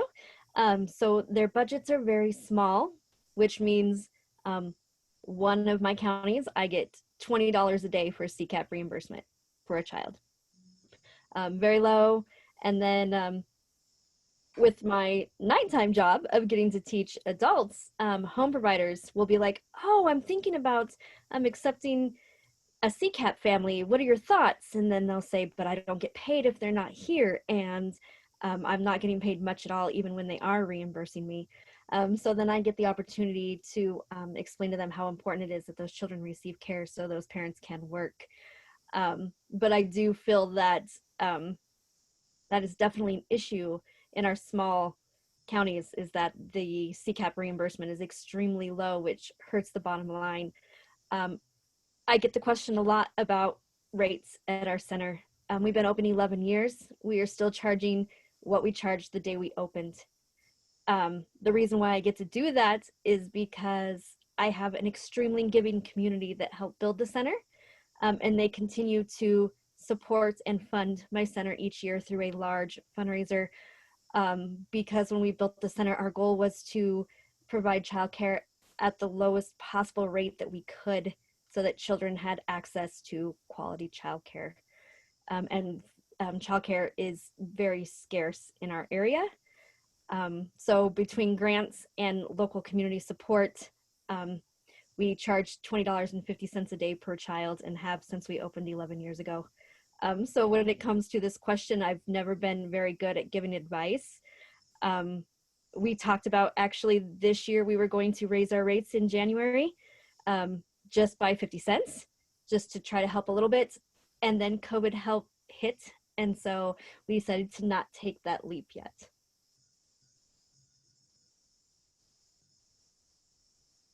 And I had a deep sigh, so I didn't have my mic on when I did that. Rosie, could you give us some of your thoughts too? My situation's a little different because I am a for-profit center, so I don't have troves of grants and this, we are primarily private pay. So since we've opened, we have increased about 3% each year, and I can't imagine not, especially with the increase in minimum wage. So my staff, their pay increases each year subsequently. Taxes go up each year, and we do have to increase to survive in our case. And then this year with COVID, gosh, a box of gloves was $35 and now it's $120. So gauging what kind of increases, I would say, we're looking at maybe a 5% increase this year. So not too crazy high from what we normally do. And I will also say that our families, I've never lost a family from increasing our rates. I think, people do understand that we have to do that to survive. So we've lost families, but they've come back. So they might go somewhere else and then they'll come back and say, my gosh, interesting. We aren't getting anything like where we went as we're getting from being with you. Can we please come back? So the grass isn't always greener on the other sides. The money it isn't always what you pay. It's also what you get for that pay. Right. Well, thank you all. I'm gonna have each one of you, and then Diane, why don't I start with you then? But could each of you, doesn't have to be COVID related, but is there something that you have something that is inherent in how you are doing, overseeing, managing, or something that's a critical piece of advice that you would like to share with the attendees that, again, is within just the scope of operating a child care business? Diane? So I think, no, I don't think I know. One of the things that I know is that being true to your mission and making your decisions based on your mission and what's best for children and families is the only way to operate and move. We moved to what we call a shared service model. Probably some of you have heard of shared services. We moved to a shared service model probably about 15 years ago. And one of the things we did is that our directors don't collect money anymore, because we were losing a lot of money when our directors were collecting money because they weren't collecting money. We want our directors' relationships to be with the family about the child, not with the family about the money. And so we've moved that to a finance department and a billing, and they're very kind to parents, but our directors don't even know what our parents pay. And our teachers don't know what our parents pay, and they don't engage in that. And we've been very successful in having much better collection. The first thing we did was tell our directors that they couldn't adjust any fees. They couldn't do any credits. And the first month we made $25,000 more than we'd made the previous month. So if you have an ability to move away from that, where you're not the one, if you can keep your teachers out of it and you can keep yourself out of it, then I think that helps you have a better business model. Your relationships are about children and what's best for children. And that's why we're here. The finance piece is not the easiest piece. And if you can give it to someone that's away from this, and continue to build your relationships with families about their children, I think you end up being much more successful, much higher quality, and much more focused on what's best for children and families. And then your messaging, your branding become about children and best practices and early care and education and the profession of early care and education. And don't ever call yourself a daycare center, please. For me, just for me, don't ever call yourself a daycare center. Call yourself an early childhood education program, please, please, please. We have to have people start thinking about Diane, it. thank you. First of all, well said, and very important to remember, it is all about the children, and that is the guiding principle, I think, for everyone that is not only here, but it's the industry as well. For what it's worth, I have been trying to say, don't use daycare. And in our local community, in a couple centers, even the board members still call it daycare. So we just have to work one-on-one and help change the thinking on that, because there really is a difference if we all think about what the two different words mean between the daycare and the child care. Julie? Or early care and education. Yes, and that educational component. Julie, would you share next with one unique thing, something that you think is great advice that everyone needs to hear from you and your perspective? It kind of just piggybacking off what Diane said. Our profession is difficult, and you're going to have really great days and you're going to have really fabulous days where you're going to ask yourself, why am I doing this? But the children and the families that we are working with, that is why we do this every single day. And the positives and the outcomes of watching how children grow and how families grow and those partnerships that you can build with them is what's going to help you make it through the bad days. And there's so many more positives out there than the negatives when you build those strong relationships with the children and with their families, and you watch the amazing things that those children and their families are going to be able to do. Thank you. That's very encouraging too. So appreciate that. And Rosie, would you present your ideas too? Yeah, I would say, I've really been focused on being an appreciative leader, to focus on what's going well, to be an appreciative leader to my staff, to be appreciative with my families, because I think when you focus on the good things, they get even better. And again, just all the policies you have in mind, all of the procedures, just with the thought that it's what's best for the children. And when you put that first, you can't go wrong. So thank you for having me this evening. It's been a pleasure. Well, thank you. And before I turn it back to Andrew, I know you have some questions in the chat, so I will let you, I'll let you address those with our three panelists. But again, to the three of you, thank you so very much. It was hard to figure out just what would be some good questions, but based on your answers and how they all integrated with each other and some of the things that were common and yet some of the things that were unique to your centers, I think all three of you gave some great insight and food for thought for everybody. But the best thing is too, you all come at it from different perspectives, and that's what we have to realize. I don't think there is one home provider or one center that is the same as somebody else. They are all truly unique. So thank you very much for your time this evening, and I'm going to turn it over to Andrew. Thanks, Andrew. Lori, thank you so much, and thank you to our panel. I do want to get to these questions here in the chat, and I also just want to open it up to the group as well. There's just such a wealth of knowledge here that I really want to make sure we get any and all questions addressed. So I will fire off here from last question or recent question here in the chat. It's from Karen. What is the name of the finance group that you use? That's all the question states. If she has more details. That was for me. That was for me, Andrew. She sent me a private request. So I think she was talking about our financial management system. We use ProCare as our child management system, which does all of our, well, it does everything for us. So that's the child management system we chose to use. Okay, excellent. Thank you. We also have a question from Christy for the group. What would you say the hardest step to getting a child care center business up and running is, especially in COVID times? Anyone in the group?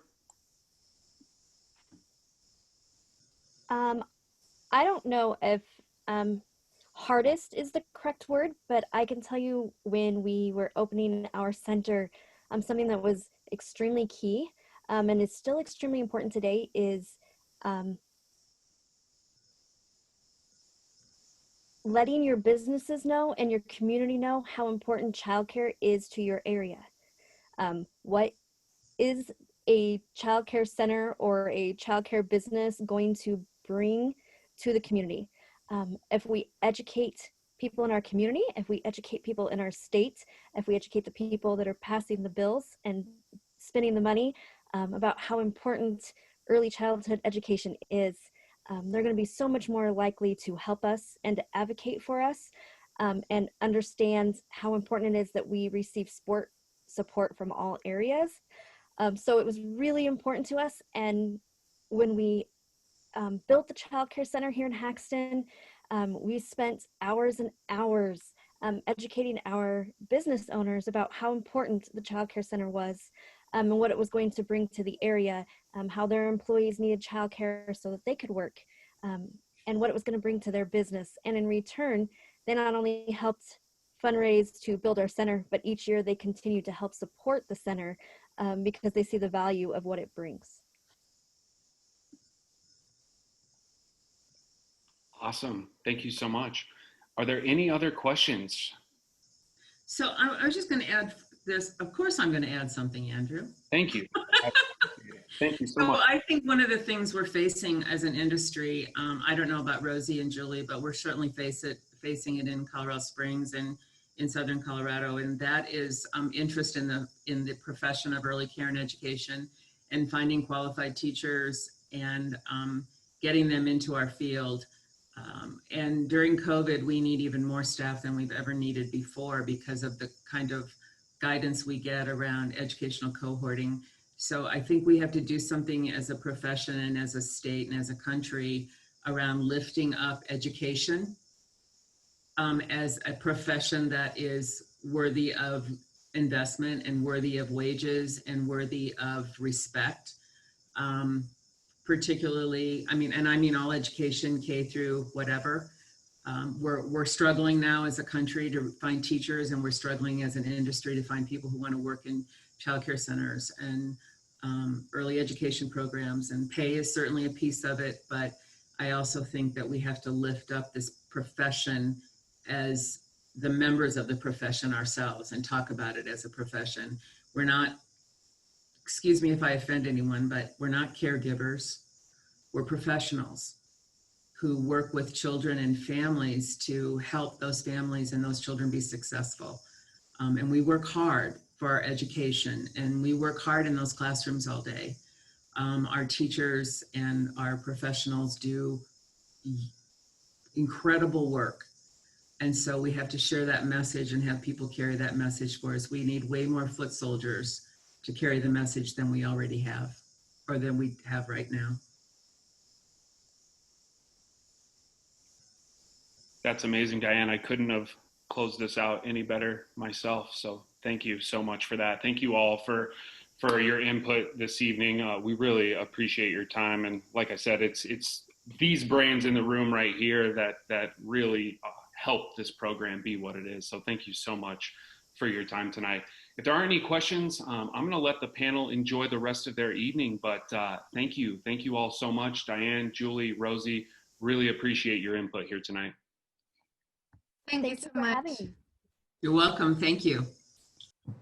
Wonderful. Thank you. Okay, so moving on to next steps here. I'm going to share my screen. I know you guys are probably thinking, what homework do we have cooked up for you now? But really, this is just a moment to congratulate you on being done with this program. As I mentioned earlier, I know it is grueling. It's 3 hours on a Tuesday evening sitting behind a computer screen, and we just really appreciate all of your participation, all of your input, and really all of those who made this class possible. Thank you to our panel. Thank you to all of our SBDC consultants. Every single one of our consultants has had an input in this course, all 13 of them, in our meetings, in our workshops, really mapping this out. Thank you to all of those on the call today, and all of the work that you put in. Really wouldn't have been the program that it is without all of you and your help. So really appreciate it. And then thank you for the participants. Like I said, I think the group as itself is better than the sum of its parts. And so just to have all of the feedback and all of your input was greatly appreciated. As we mentioned, all 4 of these workshops have been recorded, and they will be found on our YouTube channel. I will provide this link in a follow-up resource email. All slides and resource materials will also be found in your Leading Edge Google Drive folder. This link will also be included in a follow-up email. So in order for you to meet the requirements for your professional development credits, you are required to meet with your business consultant for a total of 2 hours, or for the 4 30-minute sessions. So as this was designed, it was for 30-minute sessions the week thereafter each meeting. And so your consultants will provide you with the link if you have met these credits for the professional, or met these requirements, for the professional development credits. Our consultants will provide you with a link, or your consultant will provide you with a link where you can complete the professional development form and submit that for those credits. So if you are on pace, have 30 minutes, you have 30 minutes remaining. So schedule that one-on-one with your consultant here before or after the holidays to complete those credits. Now, if you haven't yet scheduled time with your consultant, don't worry, you can still meet with them. So you are still required to do the 2 hours of consulting. So look through those emails, find your consultant, or reach out to me directly, and I will be happy to provide you with your consultant's contact information, and we'll get you set up for those consultant meetings. But like I said, it is required that you do meet with your consultant in order to receive those professional development credits. And we just want to make sure that everybody who attended does receive those credits.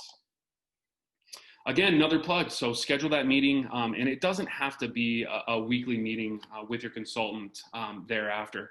Like I said, we want this to be a continual relationship after this class. So if it has to move to monthly or something of that nature, that's great. But really maintain that relationship with your SBDC business consultant, because as you can see, the list of resources, knowledge, and information that all of these individuals have individually is amazing, but as a group collectively, it's wild what can be done. So continue to meet with your business consultant and continue to grow your daycare facility, childcare facility. Thank you, Diane. And then if there are any questions, don't hesitate to shoot me an email. I'm happy to point you in the right direction, provide you with any resources. My email is here. I will include that as well in our follow-up resource email. Don't hesitate to send me a note if you are having troubles accessing any of our resources.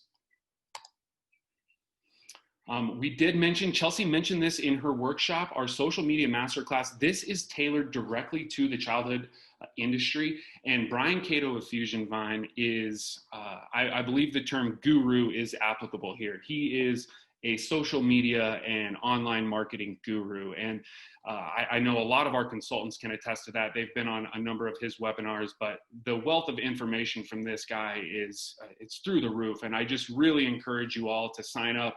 It's not this coming Tuesday, but the following Tuesday, December 8th. So same time, I will happily send you all out the link as soon as you get registered for this. So don't miss this opportunity to learn how to better grow your social media following and market your center using social media.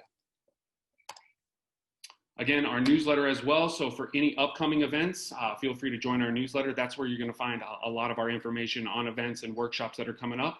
So feel free to join our newsletter by texting Eastco News to 22828. Awesome. So thank you again so much, everyone, for all of your participation. Thank you for being a part of this course. I'm going to leave myself and the consultants on the call just for a few wrap-up notes for the next 5-10 minutes. If you have any questions, anything you'd like to share with the group, yeah, please bring that to our attention now. Otherwise, please enjoy the rest of your Tuesday night. Have a wonderful Thanksgiving, and we hope to see you on December 8th.